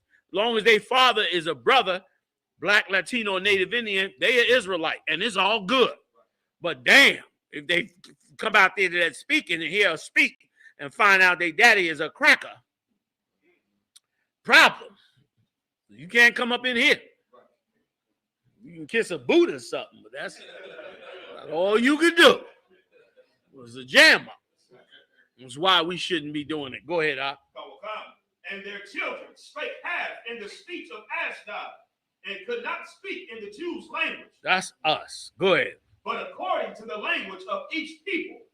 And I contended with them, and cursed them, and smote certain of them, and plucked off their hair. He beat the hell out of them and ripped off their hair. Now, why did he do that? Somebody got to break that down to me. Why did he do that? Because they was speaking another language? It ain't against the law to speak Chinese. Right or wrong? That ain't against the law. Ain't nowhere in the law that say you can't speak Chinese. Am I wrong? So why the hell Nehemiah was so goddamn violent to them? Go ahead, Q.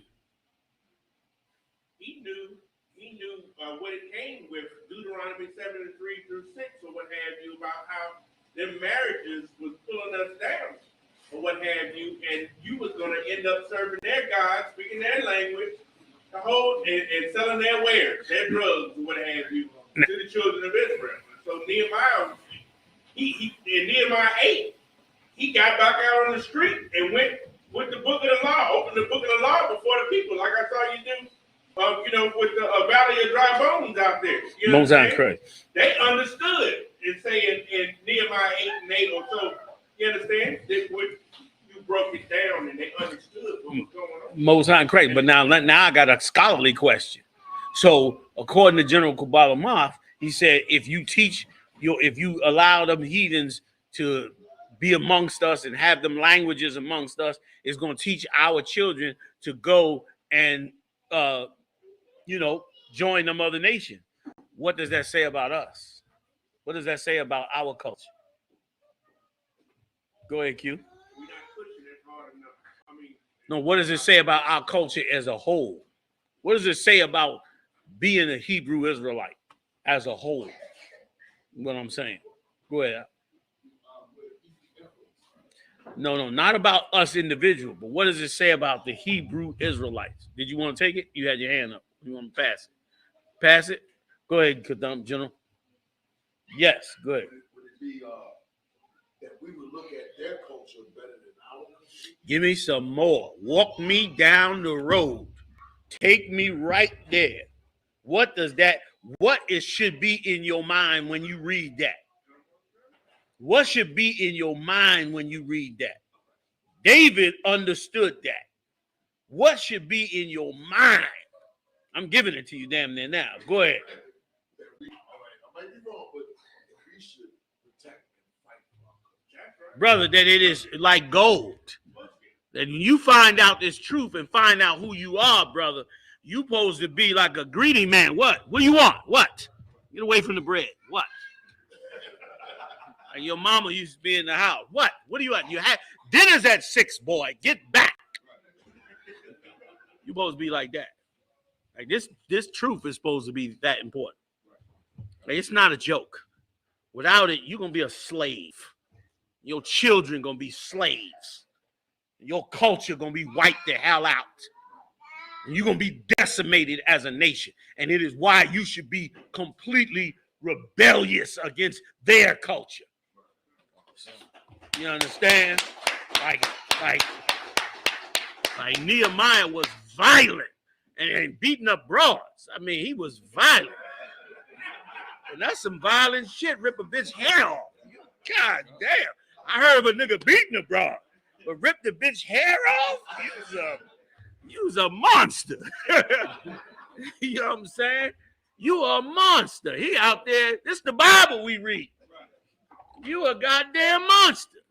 So lock it, fam. It's still charging though. If it matters, go ahead. You can put it back up there. Go ahead, Q. No, not yet. I got a little bit more.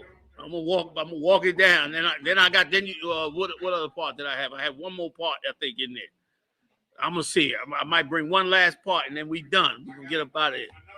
Y'all ain't getting me charged. Go ahead.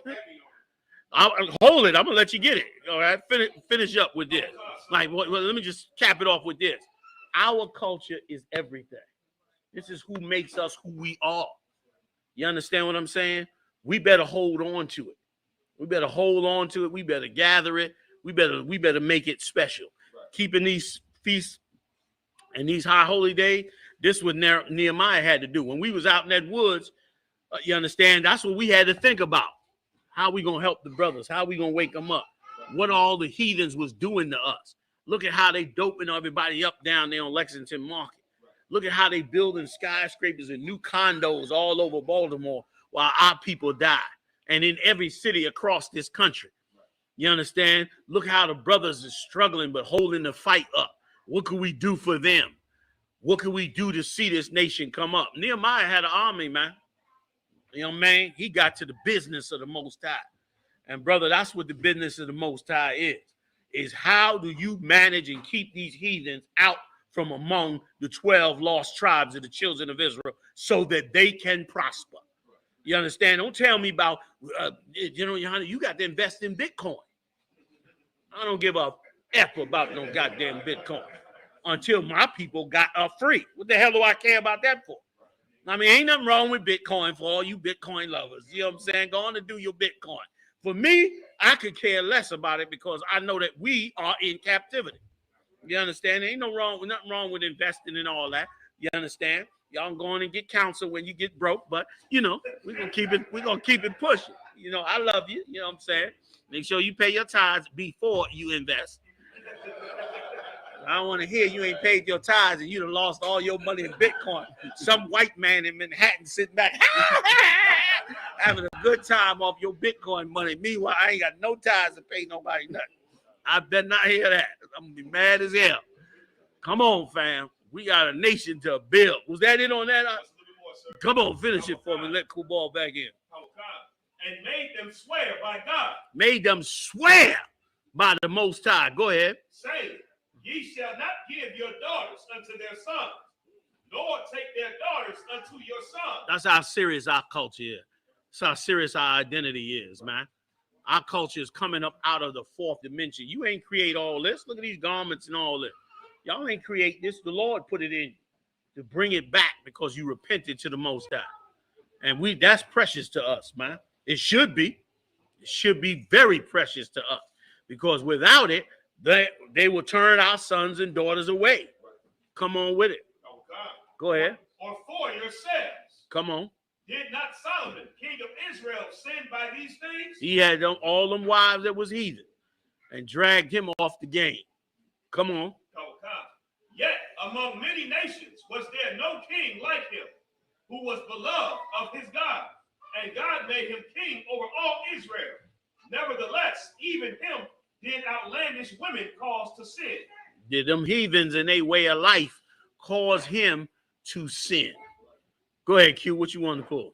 Was that it? That was it out? Yes, sir. Come on, pull it. Nehemiah 2:11. So I came to Jerusalem and was there 3 days. And I arose in the night, and some few men with me. Neither told I any man what my power had put in my heart to do at Jerusalem. You see how wise he was? Nehemiah was wise. He went up there and looked at Jerusalem and looked at the city. That's how you're supposed to be. You're supposed to look at this city and see how your people are suffering and destroyed. And you're supposed to not tell these heathens, man, except that the Lord is going to destroy them. Don't give away your plans. Some of you, as soon as you see a white man, you read, Mr. Goldstein, I was thinking about opening up a juice bar. Yeah, I was thinking about putting it over here and doing this and doing that. You come to work the next day, a juice bar sitting right where you thought you was going to put yours at. No, man. No. Nehemiah said he came, checked out the city. He didn't tell them heathens nothing, man. And let me tell you something else, too. Let me tell you something. You got to be a real man that want to be free to serve the Lord. You know why? Because everything coming out the walls is telling you you can't do it without some way dealing with these heathens.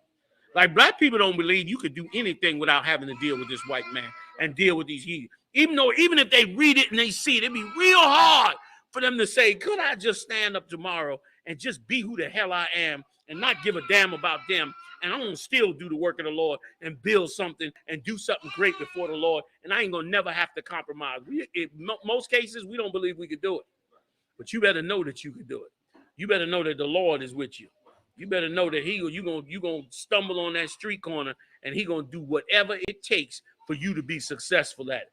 You got to be willing to be successful at it with nobody's help. Damn everything. If everything go down, you got to be willing to be able to ready and go ahead and do that. And let me tell you something. When we started out doing this, brother, at 1 West 125th Street, we ain't have nobody. We was by ourselves. We went and built, and so did y'all in these cities as well. Like, that's what make good leaders. Nehemiah ain't think to himself, I'm coming to Jerusalem, oh my God. It's just me and a couple brothers, and how we gonna fix this, man? Maybe we make a deal with them. Maybe we work something out with them and see if we can rent a little land with them. Nehemiah ain't think like that, man. He's like, man, we're gonna go spy this thing out. We ain't gonna tell them nothing. We coming to take this city from them and make it our city. Go ahead, read it, Q. Neither was there any beast with me, save the beast that I rode upon. I didn't bring no beast with me or nothing, except the one he was riding on. Go ahead. He came low key. Go ahead. And I went out by night by the gate of the valley, even before the dragon well, and to the dung port, and viewed the walls of Jerusalem. And he went and looked at them walls. He went to look at the state of the city. He snuck out there to look at the state of the city and see how bad it was. These was bad dudes we reading about. We reading about them thousands of years later because they had a real free mind, a real open mind to serve the Most High, and they didn't care what it took, and they were fearless in their work to do it. Go ahead.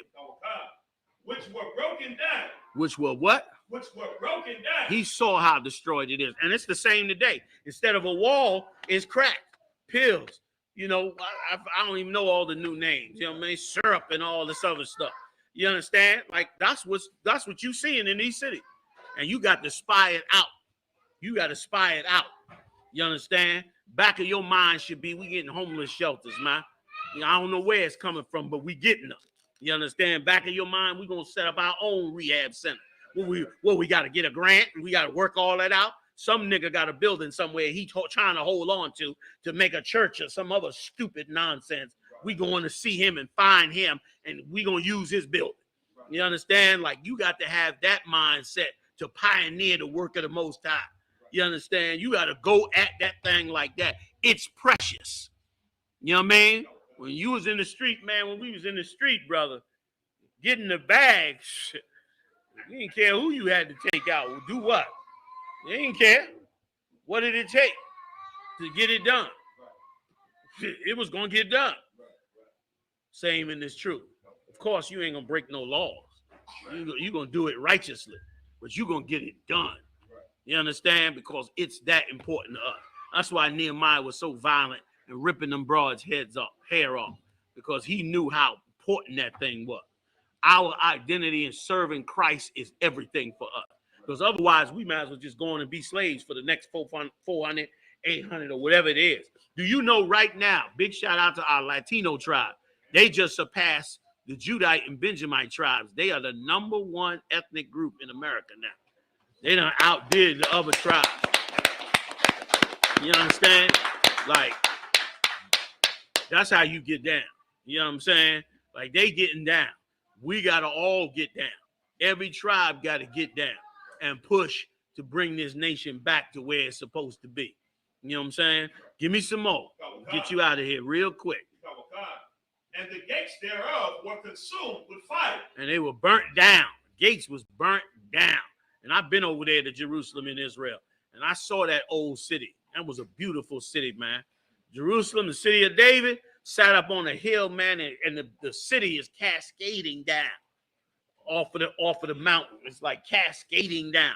Beautiful city, man. Sitting in the middle of like a tannish stone. Beautiful. The pictures don't do it no real justice. If you real far off and you looking at that city, you could see how that city was like, you know, like the bomb back in the day. You could see that was the happening zone. You know what I'm saying? Back in the day, everything on the outside wasn't like being in that city. And walking through them streets, the streets were real narrow. Walking through them streets, man, and seeing the whole old city. I mean, it's filled with heathens now. You go over there now. Every religion you ever heard of on earth is in Jerusalem right now. Believe it or not. I don't even care if it got nothing to do with the Bible or anything. Every religion got a temple over there in Jerusalem. Crazy religions you never even heard of that has got temples over there in Jerusalem. They all up in that joint. Everybody done bought them, got them a little corner or little stone or a little building. And the reason they all got it is the same reason. If you say you got a temple in Jerusalem, you can get people to give you money from all over the world because they think that's the Holy Land. It is the Holy Land. And they know it's the Holy Land. So every heathen in religion, because Jerusalem ain't cleansed, is got their little pocket, their little money maker. You go down there, man, they got the Church of the Annunciation, where supposedly they had the crypt of Jesus. And they got like a little crypt, and they got oil in the crypt, and they got a little fire burning and all that. And you come down there, get them niggas some money. They send you back, send your silly ass back to wherever the hell you came from. They got one place in there where they got some old big old stone. This was the stone that, you know, that they rolled back or some bullshit they run down on you. And you see the people in there coming from all over the world. They wiping and rubbing the stone and kissing the stone. And oh my God, and Jesus. The priest sitting up in there, please donate, please donate. Niggas sitting back, probably got roses in the backyard. With so much heathen coming through there. Oh, every religion make them a little piece of our land. It's a big money-making hustle with all that tourism and all that going through there, man. You know what I mean? But it's going to get cleansed out. But it's a beautiful city, man. It's an amazing, amazing city. It's, you know, it's foul as hell because of the heathen now. But I can see how it was the bomb. I can see how they was partying in there, jamming. And you could probably hear it because it's sitting high. You could hear all the partying and everything that went on all around. You know what I'm saying? It was, forget about it, man. Like, we the greatest people on earth. Only because the Lord put our name on us. So everything we do and build and establish is the best in the planet. You understand? So Jerusalem gonna be just the same daggone way. That ain't even a question. Come on. And the rulers knew not whither I went. Come on. Or what I did. All right. Neither had I as yet told it to the Jews. He was wise. Go ahead. Nor to the priests, nor to the nobles, nor to the rulers. Let me give you one more part, if I could. Get me the part, I think I want to say it is the beginning of the 6th chapter or the 7th chapter, where they was going to build a wall, and the cat Shabalat.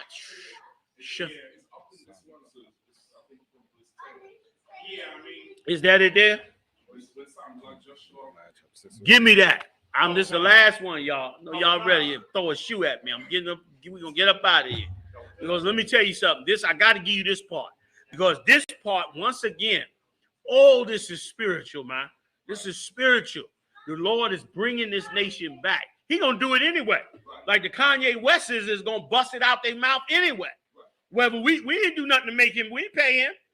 We ain't extort him. We ain't strong arm. We ain't do none of that. The Lord did it. He trying to get some social media going. So-called Jew trying to block him. He come out, boom, bust it out his mouth. All hell break loose. So-called Jew, they all over Clubhouse. You niggas will never be Jews. Them niggas having conniptions tonight over that bullshit, over that BS, man. That's the Lord doing that. The Lord creating the stir up.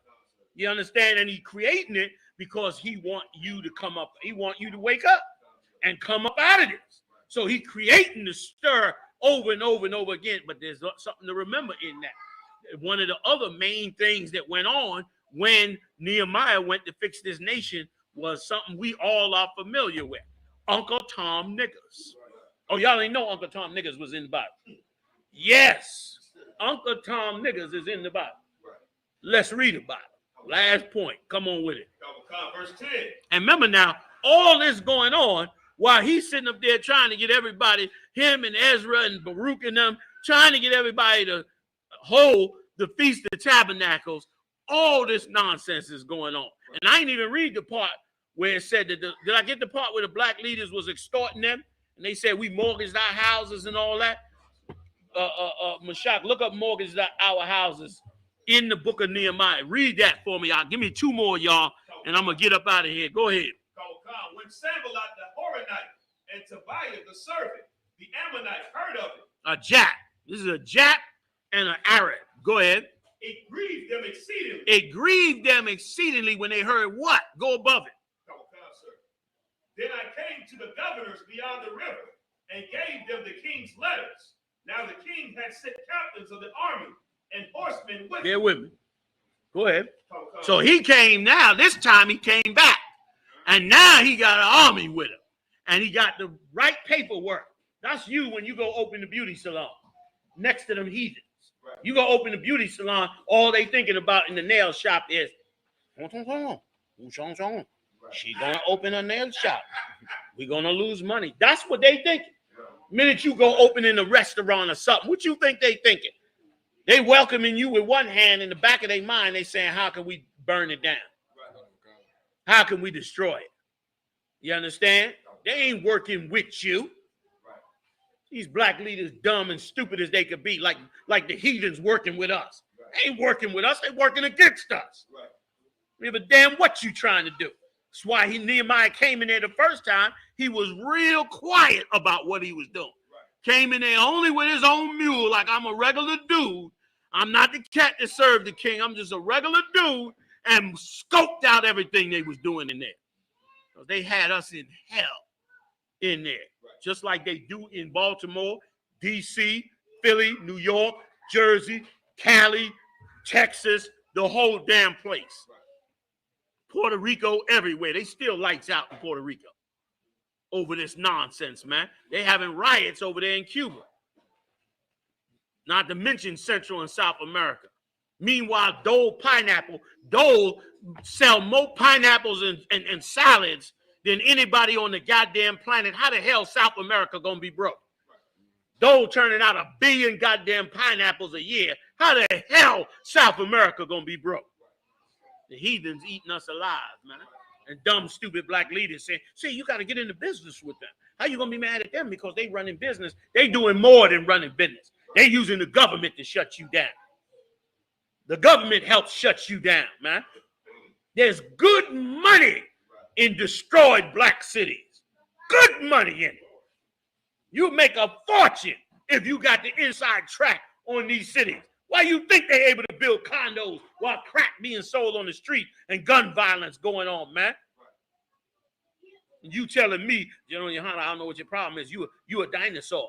You a dinosaur. You still holding on to 1960s. That's like some 1960s stuff. You still hating the white man like it's 1960s. I'm going to be hating the white man like it's 1960s. I don't give a damn how many years it is. I mean, you still hating the white man.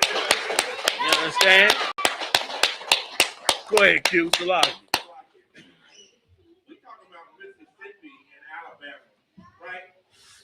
If a devil decides to steal the lunch money, the damn food stamps and welfare money in Baltimore, what can he possibly do to, you understand, destroy this? What he's stealing that we don't know. Right.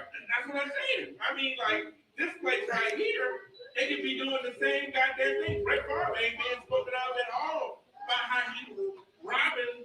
It's like it ain't even an issue. You right. It's like it's not even an issue. Brother, looks. But then you say something about the white man. It's like, see, that's that old shit. See, we don't want to hear that. You know what I mean?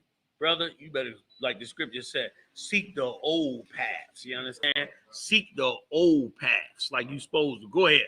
Let me finish it up. 2 more points. Nehemiah chapter 5, verse 3. Some also there were that said, we have mortgaged our lands See that? And houses that we might buy corn. Listen to me. Oh my God, this scripture is so important. Read that scripture again. Please read that scripture, man. Let me tell you something. Man. Put some money together, man. It's like cheap. It's like $50, man. Y'all come on out there with us to the wood. We're gonna read these scriptures around some fires, man, and really break it down, man. You know what I'm saying? It's gonna be the bomb. This Feast of Tabernacles is the blessing from the Most High. It's like having a vacation time. You know what I'm saying? Throughout the, you know what I mean? Like, go ahead, read that again. Y'all listen to this scripture. Listen to what the brothers and sisters said, and tell me this ain't you. Go ahead. Oh God. Nehemiah chapter 5, verse 3. Some also there were there that said, we have mortgaged our lands. This is our people sitting there said, we mortgaged our land. Don't we all got mortgages? The ones that own some property? Go ahead. Vineyards. And houses. Go ahead. That we might buy corn. For what reason? Because of the dirt. We might buy corn because of the dirt. The dirt is like the famine, like the poverty. And what is that dirt coming from? The heathens. The very heathens he came to that army with them papers. Because that, bear with me a second, that like those heathens is why we paying these high rents. It's why we got mortgages. It's why we can't, bad health. You understand? Like they said, man, we had to do all of that to eat, to get corn. So now what happens after you eat the corn? Break it down. Go ahead. No. Let's say it's the best corn in the world. You eat the corn, what happens? Let me see if you're thinking. Go ahead, Doc. Everything is gone. You lost your mortgage, your home, and now you're hungry. As you eating your corn, they're taking your house.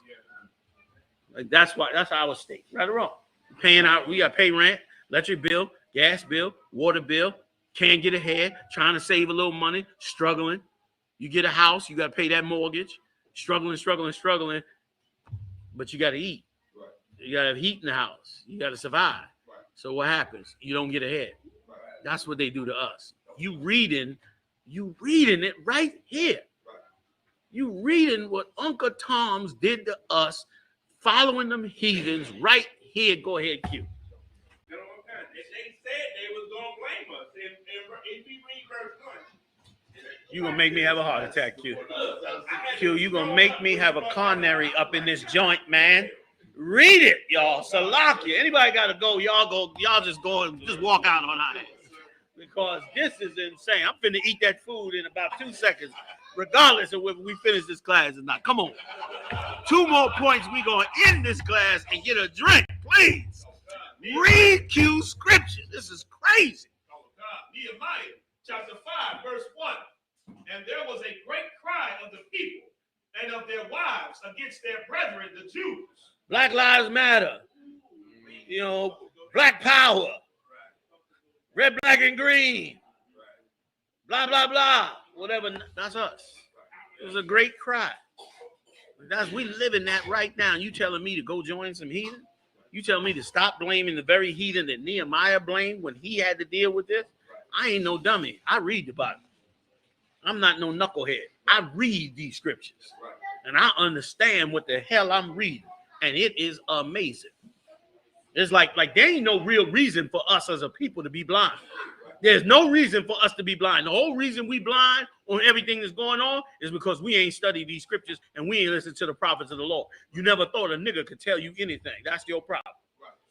That's your problem right there.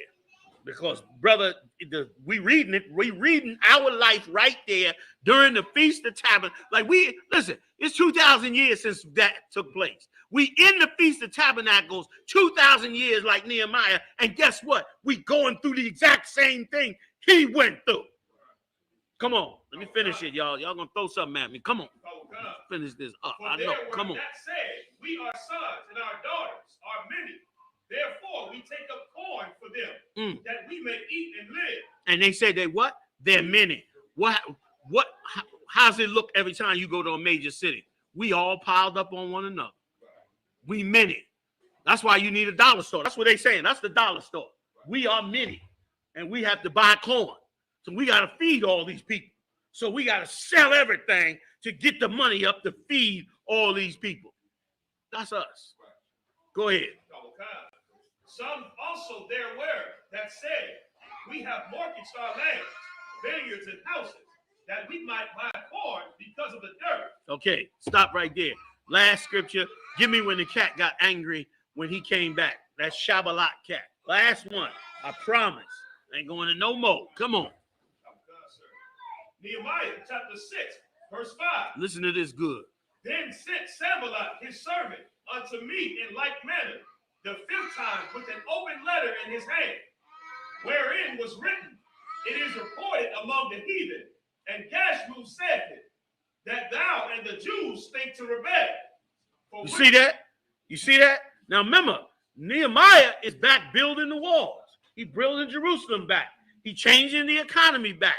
He freeing black people from the oppression of other leaders and from the businesses that's robbing them. That's what went on in Ferguson. Ferguson, they was robbing them black people. The FBI came in and studied it and said, listen, they running this place like a plantation. That's what the FBI said. Running up tickets and charging people with crimes and then hitting levies on them, you know, interest and all that on them, and then locking them up, taking their houses, getting them thrown out their apartments. That's what they were doing, and they're doing it all over the country in a ton of small towns filled with black people in poverty. And Nehemiah had to deal with that, man. Go ahead, read it again. And listen, and when you come to fix them, when you come to get black people straightened out, when you get them off drugs and all that, they think you're going to rebel. They think you're going to start a war. That's what Pharaoh said about us in Egypt, did he not? Pharaoh came back and said that there's too many of them. If a war break out, they're going to side with the enemy against us. Isn't that what he said? That's the same thing Nehemiah had to deal with. Nehemiah said, look, these heathens said, look, if you let them get up, you understand, they might seek to rebel against us. They might destroy our businesses. They might shut us down. That's why them Koreans, during them riots out there, them Koreans got their guns out. Remember that in L.A.? Them Koreans got their guns out and started shooting black people. Meanwhile, black people didn't even come near their businesses. But they start shooting black people because in their mind, the minute you start stepping up against this heathen, oh, they're going to rebel against us. Go ahead. Read it again right quick for them. Last ones, y'all. Huh? Go up to verse 2. Go ahead. That Sanballat and Geshem sent unto me, saying, come, let us meet together in some one of the villages in the plain of Ono. He said, let's get together like the white man like to do. Let's get together and talk about it. Let's come together in business. Meanwhile, all the businesses that we make millions of dollars off of, he makes trillions of dollars off. He makes billions of dollars off. You understand? I'm not impressed because an athlete makes $100 million a year. They said the average sports team is worth billions, man. Meanwhile, so you give me $100 million, but you get $2 billion while I blow my knees out? Or while I get a concussion on the football field? While you make a ton of money off of the 50,000 fans in there? What's so impressive about that? What's so? The short order cook is in the same situation. He make $5-7 an hour, and he got to breathe up the smoke and the grease, and he got to destroy himself as well. We could do better than that, man. We could do way better than that. And if we didn't compromise and believed and trusted in the Lord, we would do better than that. Come on with it, Doc. Oh, God. But they thought to do me mischief. And I sent messengers unto them. He was wise. Nehemiah was a badass brother. He knew that they were playing him. And he said he sent messengers. Go ahead. Oh, God. Saying, I am doing a great work, so that I cannot come down. Why should the work cease whilst I leave it and come down to you? Yet they sent unto me 4 times after this sort. They kept on trying to get him. Come on, man. We got to work together. Come on, man. All that racism, man, that ain't helping nobody, man. Let's sit down together. When it's all BS, man. They coming to wipe you out. Go ahead, And stupid black leaders, you think a preacher would have read this already. You think a black leader would have read this already. You understand? Like when them heathens got a little bit, they get over the top of you and they get a little bit. A lot of us is such suckers for that. You will grovel on the ground. That's why the scriptures say, why trimmest thou thy ways to seek love? We'll grovel on the ground for that little crumb that they give us, and that just empowers them more and more and more, instead of us saying, man, let's go get our own crumb. Damn right, damn right. Damn right. Come on, let's finish it. Go ahead. Yet they sent unto me 4 times after this sort, and I answered them after the same manner. Then Sanballat his servant unto me in like manner the 5th time, with an open letter in his hand. Go ahead. Wherein was written, it is reported among the heathen. Then he switch on you. See that? He come the 5th time, but this time he switched the story on you like a real slime ball. Go ahead. And Gaslu said that thou and the Jews think to rebel. Since you don't join us, since you ain't inclusive, since you don't believe in equality for all people, you must go and rebel against us. You must go and fight against us. Bear with me a second. Go ahead.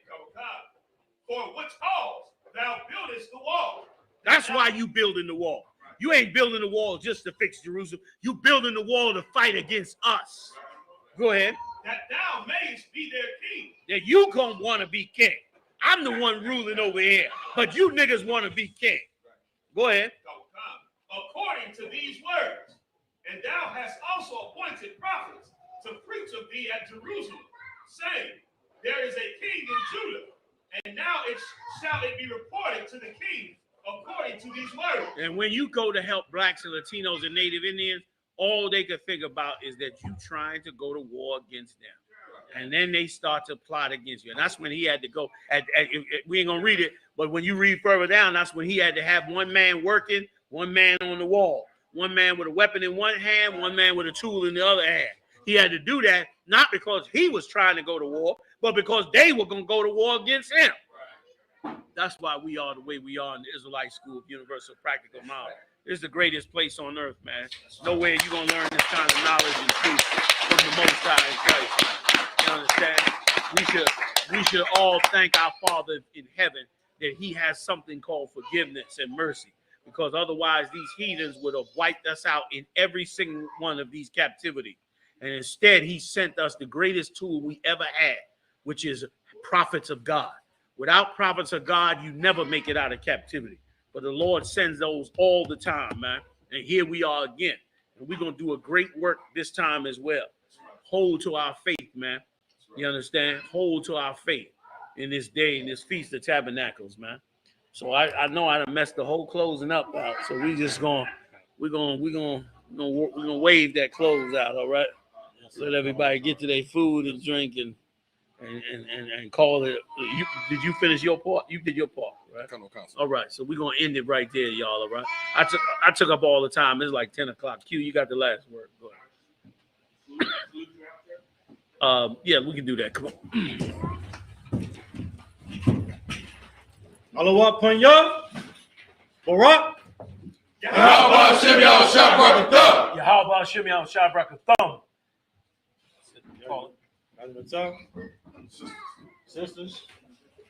Sisters Amayim. One courtesy salute to the sisters. Men of Israel, Amayim Shabbat. Amayim, Barak. Yahweh Hashem Yahushua. Amayim dismissed. Let me see some of the great food y'all been cooking up here. I've been hearing about this food for 3 days. Thank the water, Joe. He's a music class.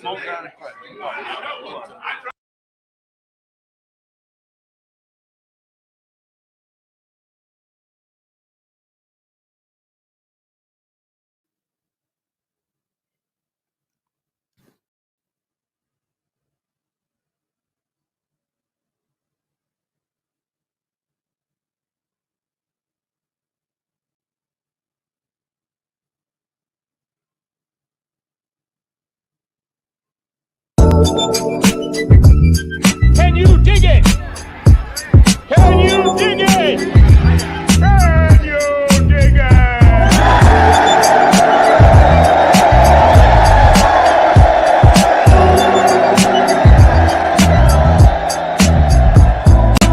If you're conscious and awakened, you heard about Signetter TV.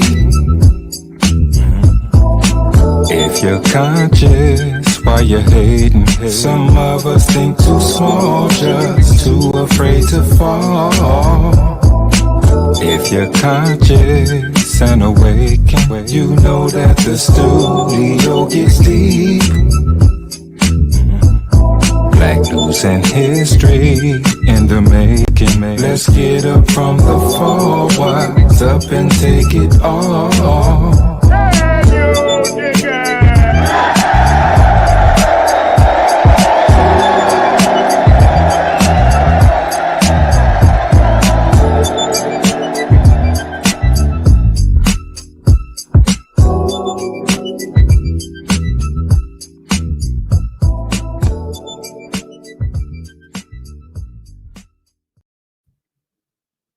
All right, man. Beautiful intro, Sonetta. Peace, and Black Power family. Welcome to another Sonetta TV House of Consciousness production. As you see earlier, it was going down. It was wild. Whenever the Hebrews come around, you know it's going to be wild as shit. And we could already see they on the run early. A new Bible done hit the scene. The I.S.U.P.K boys. I'm going to call them the I.S.U.P.K boys. And so looks like it's a new sheriff in town. They don't even want to defend it. They looking for all kind of help. I think they don't have the faith that we thought they had. And to me, it's like they don't really believe now. I'm seeing it all play out. Even my goddamn captain is on the run, you know, making up all kind of excuses. Y'all saying, oh, I ain't going to entertain that dumb stuff or that dumb it. No, brother, you better entertain it. People are waking up and people are moving towards that. And y'all running away from it. So we'll see it. If you do the debate, good. If you don't, I don't give a damn. That's your Bible that's going to get destroyed. Facts. Just don't ever come over here talking about no I.S.U.P.K if you're scared to defend it. So you already know what the topic is today. We got our brother Tahuti in the building. And Tahuti will be presenting Moses stolen from Kemet. I am anxious to see this. We already know when Brother Tahuti comes in the building, he is bringing scholarship. He is just not going to tell you what it is. He's going to show you. He ain't telling you to believe him. He's going to show you. He's going to give you the sources which you can go and look it up for yourself. So without any further ado, I bring to you my brother, your brother, Tahuti. What's going on, brother? Peace, son of peace. I'm doing well. Just here with my animals, you know, just ready to. Yeah, I see it. This is Osiris. This is an anaconda.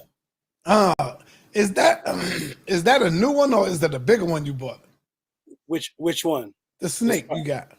Oh, the snake is new. I have a lot of them. The snake this is one of my newest gifts. This is Osiris. What's the biggest that get? This one will get maybe 16 feet. Woo! Man, that's crazy, brother. I love him. I love him, man. I was gonna get me a nice snake, but you know the wife was like, "Oh hell no, you ain't bringing that in here." You know, she's like, "Oh hell no." What did she say? She said what? And you know what? It was a gift to me too. It was a gift. It was a big snake, man. You know, I took a picture with it on the 125th. If the people remember the pictures, that was a gift to me. And that's the first thing I did was called and said, baby, I'm coming home. I'm bringing a snake with me. She said, oh, no, the hell you not coming up in here with that shit. So, yeah, man. So, what do you think about, before we get into the body of your lecture, what do you think about, man, about earlier today with the I.S.U.P.K boys and the Hebrews wilding out, man? What's happening? They seem to be, they're just different sides of each other, really. They're both very excited, anxious, loud, cussing. But I don't think the Hebrews are used to being challenged by another Bible. Usually there's a Book of Mormon, Jehovah's Witness Bible. They've never seen another group of black men come with another Bible. So right. It's getting them upset. But it's picking up momentum too. And women is becoming involved in that. Like they got sisters in their movement. Yeah, the only problem is that the same thing the Hebrews are saying about the I.S.U.P.K Bible apply to their Bible. They Thank say, you. Yes. your book is plagiarized. It was put together by white men. Everything Right. that we say about Right. them. Right. I be sitting there looking at JJ. Yeah, but the book is written by this Mason, and the Mason, and I'm looking at him like, nigga, who the hell is King James, nigga? The hell is he talking about? Who are the Shalamies, right?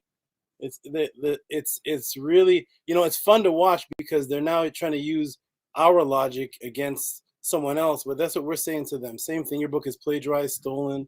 They say there's no original copy. There's no original. It's copied. And the same thing with the Bible. There's no original.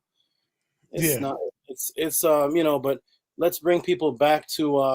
Let's get people away from all of that mess and bring them back. And I told you, I don't give a damn about Y.A.H.P.K or the Bible. All I'm concerned with is the information. If y'all put up the information and say which God or which Bible is more fit for the people, and y'all bring the information, and I see it, I'm like, oh shit, I got to go with the information. That's all I'm saying.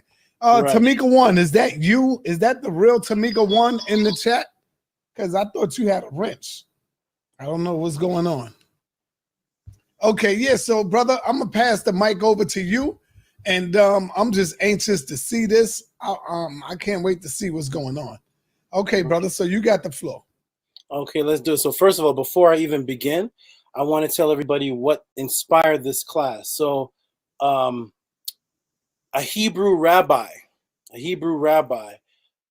started watching me. He's a black rabbi and part of a Hebrew Israelite movement, and he started watching my pod class on Fridays at 6 o'clock, Tahuti pod class, and he started questioning his Hebrew faith. Then he started saying things in his class like Hotep and Ma'at, and it was making the other Hebrews a little nervous and strange because he shouldn't be saying those things. And then he one day saw me do a class on Moses, and he completely converted. He dropped out of the Hebrew Israelite movement as a high-ranking rabbi. He took on the name Tahuti Mos. This is the information that converted him over once he found out that Moses was plagiarized. Once we established Moses plagiarized, you could take the rest of the Bible and put it beside Spider-Man. So he can be completely converted. They had a meeting about him, and he's a rabbi. He's a high-ranking official in the Hebrew Israelite movement, and he converted over to Ma'at, and now his name is Tahuti Mos, the son of Tahuti. So I wanted to tell everybody that story right there. Also, before I start, I want everybody to know you can go to teachingsofma'at.org. That is our website. That is the logo to the Tahuti pod class, teachingsofma'at.org. You can go there and gather information, see the pod class, pick up books. There's a lot of information on the website, and you can subscribe to the newsletter. And moderators, my lovely moderators, go ahead and throw my YouTube in the chat. And throw it up in the chat, y'all. And let me stop you for a minute, brother, because you said some disturbing news just now, brother. What did I say? When you said that there was another man that was talking about the Moses and this connection here that you're getting ready to drop. Brother, my wife been teaching this for a long time, brother. She's the only one that I know that been making this connection between the Moses, between the Torah and Kemet. I haven't seen nobody else do it quite like her, but I'm getting ready to see you right now. And if I see you come up with anything that she's been teaching, that's a good thing. It's not a bad thing, brother. So don't think, oh man, it's a bad thing. It's just that a lot of people don't like to give my queen props and her flowers. You know what I'm saying? Have you seen any other information that Nepal brought out when she's talking about the Moses and the stuff like that? I've seen a couple shows where she was associating Moses with going to a mountain that was also where the temple, the Mount Sinai. Yeah, Mount Sinai, where the temple of Het Heru was. And much respect to her. I just want to establish also, as far as timeline, so a lot of people may see me as new on the internet. I'm actually the teacher of a lot of the popular brothers that are on the internet. I was teaching their parents. So I've been teaching about Moses, Sinai, Het Heru, Hathor since 1993. Maybe I just look young, but I've been teaching this since 1993, and I've been teaching for decades. But I much respect for people that are picking up on it, and especially to Napa as a sister, because I must say Nepal. Oh, I'm sorry, Napa. Sorry, Right. Napa for being a Hebrew Israelite coming out saying that. That's completely unique. Now that I've never seen before. Right, right. Still staying a Well, Hebrew brother, Israelite. I'm interested. I just can't wait. I know you're gonna go in, and this is gonna be helpful for Jabari as well, because we know that debate is coming up. And Garfield is talking about this don't come out of Christianity. So that's why I'm like, I hope Jabari is tuning in. So, brother, I'm gonna pass you the floor and fall back, brother. Okay, let's do this. Okay, greetings everyone. My name is Tahuti Amenhotep Ra. Been teaching for several decades, and I'm here to explain and break down the Moses concept and how the Moses concept was actually stolen from Tahuti and Tahuti Mos. We're going to get into it right now. All right, hold up for 1 minute. I'm sorry. Hey, Tamika, is that your other channel? I don't know. The other one that I see you, but I don't see no wrench on it. I didn't want to just take that one advice because that could be anybody saying, yeah, it's me. So I'm asking you, the one with the wrench. Is that your other channel, Tamika? Okay, all right, I got it. Now I know. All right, go ahead, brother. I'm sorry, I'll fall back. No more interruptions, brother. Okay, no problem. Let us begin. Okay, Osiris, we're about to start. Let's start, man. Okay, here we go. Let's go ahead and do a screen share and get started with, let me go ahead and go. Let's go. Okay, boom, boom, boom. Am I sharing, saw? Yes, you're sharing. Okay, wonderful. Here we go. Let us begin. So, here it is. So, did Solomon exist? Tahuti? Well, first, let me show you an example of when you look up a person in antiquity that existed.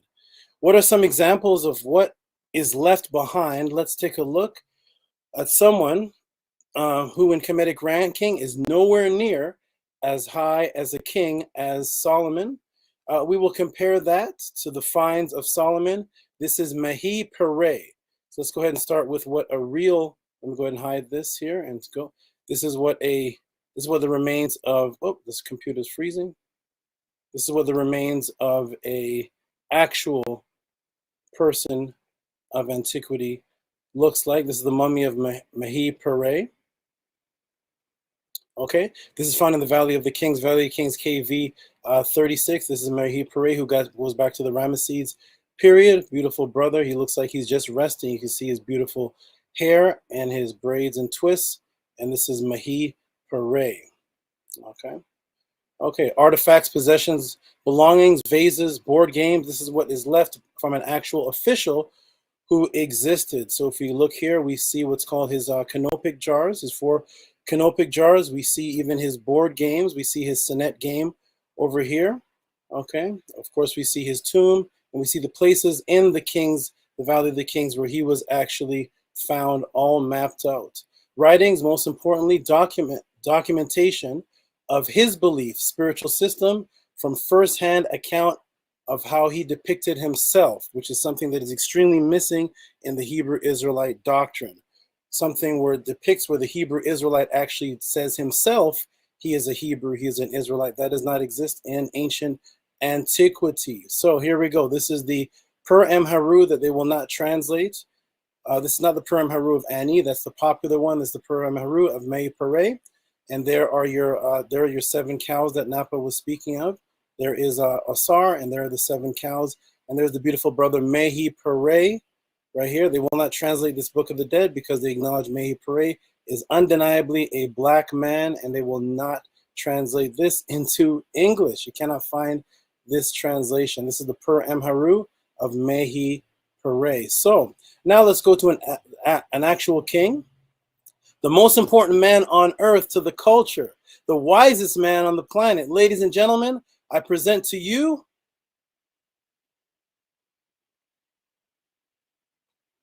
King Solomon. There he is, ladies and gentlemen. There is King Solomon, a modern day drawing. Okay, let's look up the greatest king on earth. King Solomon. This is what we have of King Solomon's remains. Pictures, modern day pictures. Let's take a look. Let me take this blue off of here. 1 second. Okay, so we look up King Solomon. We find something very interesting. This is a basic Wikipedia search. And let's see what Wikipedia says, or any encyclopedia basically says the same thing. Solomon also called Jedidiah, because there was no J's then, Jedidiah. Jedidiah, beloved monarch of Israel, the son of the and successor of David, according to the Hebrew Bible and the Old Testament. He is described as having been penultimate ruler, and it goes on. But interesting, it says here it is, hypothesized dates of Solomon's reign, 970 to 931 BC. Okay, now something very interesting that's said here when describing Solomon. It says, according to the Hebrew Bible, hypothesized dates. Okay, when you look up actual people such as Barack Obama, Michael Jackson, Martin Luther King, or even people of the past, kings of the past, it doesn't say according to their book or hypothesized date, but anytime it comes to a biblical character, it is always according to the Hebrew Bible. Someone should exist according to anything, not just according to a book, but there's no remains of Solomon. Okay, let's corroborate some great historical events of the great King Solomon. Did he come in contact with any other culture? No. Okay. Now what I want to do is this. We're going to go right here, and we're going to talk about Solomon made an alignment with the Pharaoh king and married the king's daughter. All right, now what I want to do is this. I actually jumped ahead. Let me go back. I actually don't want to jump here. I jumped ahead of myself. Pardon me, ladies and gentlemen. Got a little bit too excited, and I jumped ahead from the Moses to the Solomon. We're actually going to start with Moses. Let me go ahead and start this with Moses, who I have to actually introduce before I even get to any Solomon, because Moses was first, just like I said in the beginning. Okay, so let's get to, of course, good old Moses. Here we go. So when the Lord finished speaking to Moses on Mount Sinai, he gave him 2 tablets, testimony tablets of stone inscribed by the finger of God. Exodus 31:18. Okay, so let's go ahead and shrink this down. And it says here, the magicians said to the Pharaoh, this is the finger of God, and Pharaoh's heart was hardened, and he listened to them. Okay, so what do we have here? So we have a man named Moses, who received laws from his God, law by God's finger, who was claimed to be around 1400 BC. Do we have any Kemetic pharaoh named Moses who was dedicated to a God of law? Okay, let's shrink this down a little bit so you can see. So do we have any pharaoh at the same time, because they say Moses was 1400 BC? Who do we have at the same time who is dedicated to the God of law, which is the God of the finger, which is Tahuti? And of course, we have in 1479 to 1425 BC, we have Tahutmose the third, Tahutmose the first, Tahutmose the second, Tahutmose the third, and this is Tahuti, and Mose means the son of Tahuti. Okay, so over here we have a man named Mose, who his God gave him laws by his finger in 1400 BC, and over here we have Tahutmose. This is from the Luxor Museum. Okay, his name was Tahutmose, which means born of Tahuti, who is the God of law. But what about the finger part? Remember in the Bible it says that the God of Moses gave it to him by his finger. What about the finger part? Let's get into the actual papyri that speaks on Tahuti. Does the Bible say he received it? Let's go ahead and see. We're going to blow this up. So here is the book of Exodus here, where it says on Mount Sinai was altogether on smoke, because the Lord descended upon the fire, and smoke ascended in smoke of the furnace, and it goes on. And it said the Lord came down, and ultimately he got 2 tablets of stone. Here it is right here. And 31:18, he gave unto Moses when Moses had an end of communing upon Mount Sinai 2 tablets of stone written with the finger of God. So we know that Moses receives the tablets, a man named Moses receives the tablets by the finger of God. Okay, now over here in Exodus 16:1, it says they took their journey from Elim. All the congregation of the children of Israel came unto the wilderness of Sin, which between Elim and Sinai, 15th day, second month. And then over here, we see that Mount Sinai is a town in eastern Egypt. So Moses gets this in eastern Egypt. The Moses story is a man who received laws in an area of eastern Egypt, an area called Sin in eastern Egypt, and he receives laws from the God of the finger. Okay, So let's go to Egypt, where it says, where the Bible says Moses got all of his knowledge. So this is a very common quote that a lot of people use. And Moses was educated in all the wisdom of the Egyptians. He was powerful in his words and works, Acts 7:22. Okay, so now we're going to get into actual artifacts here. Actual artifacts, we're going to go to the British Museum. So we're going to go to the, blow this up a little bit for everybody to see. Okay, so we're going to go to the British Museum.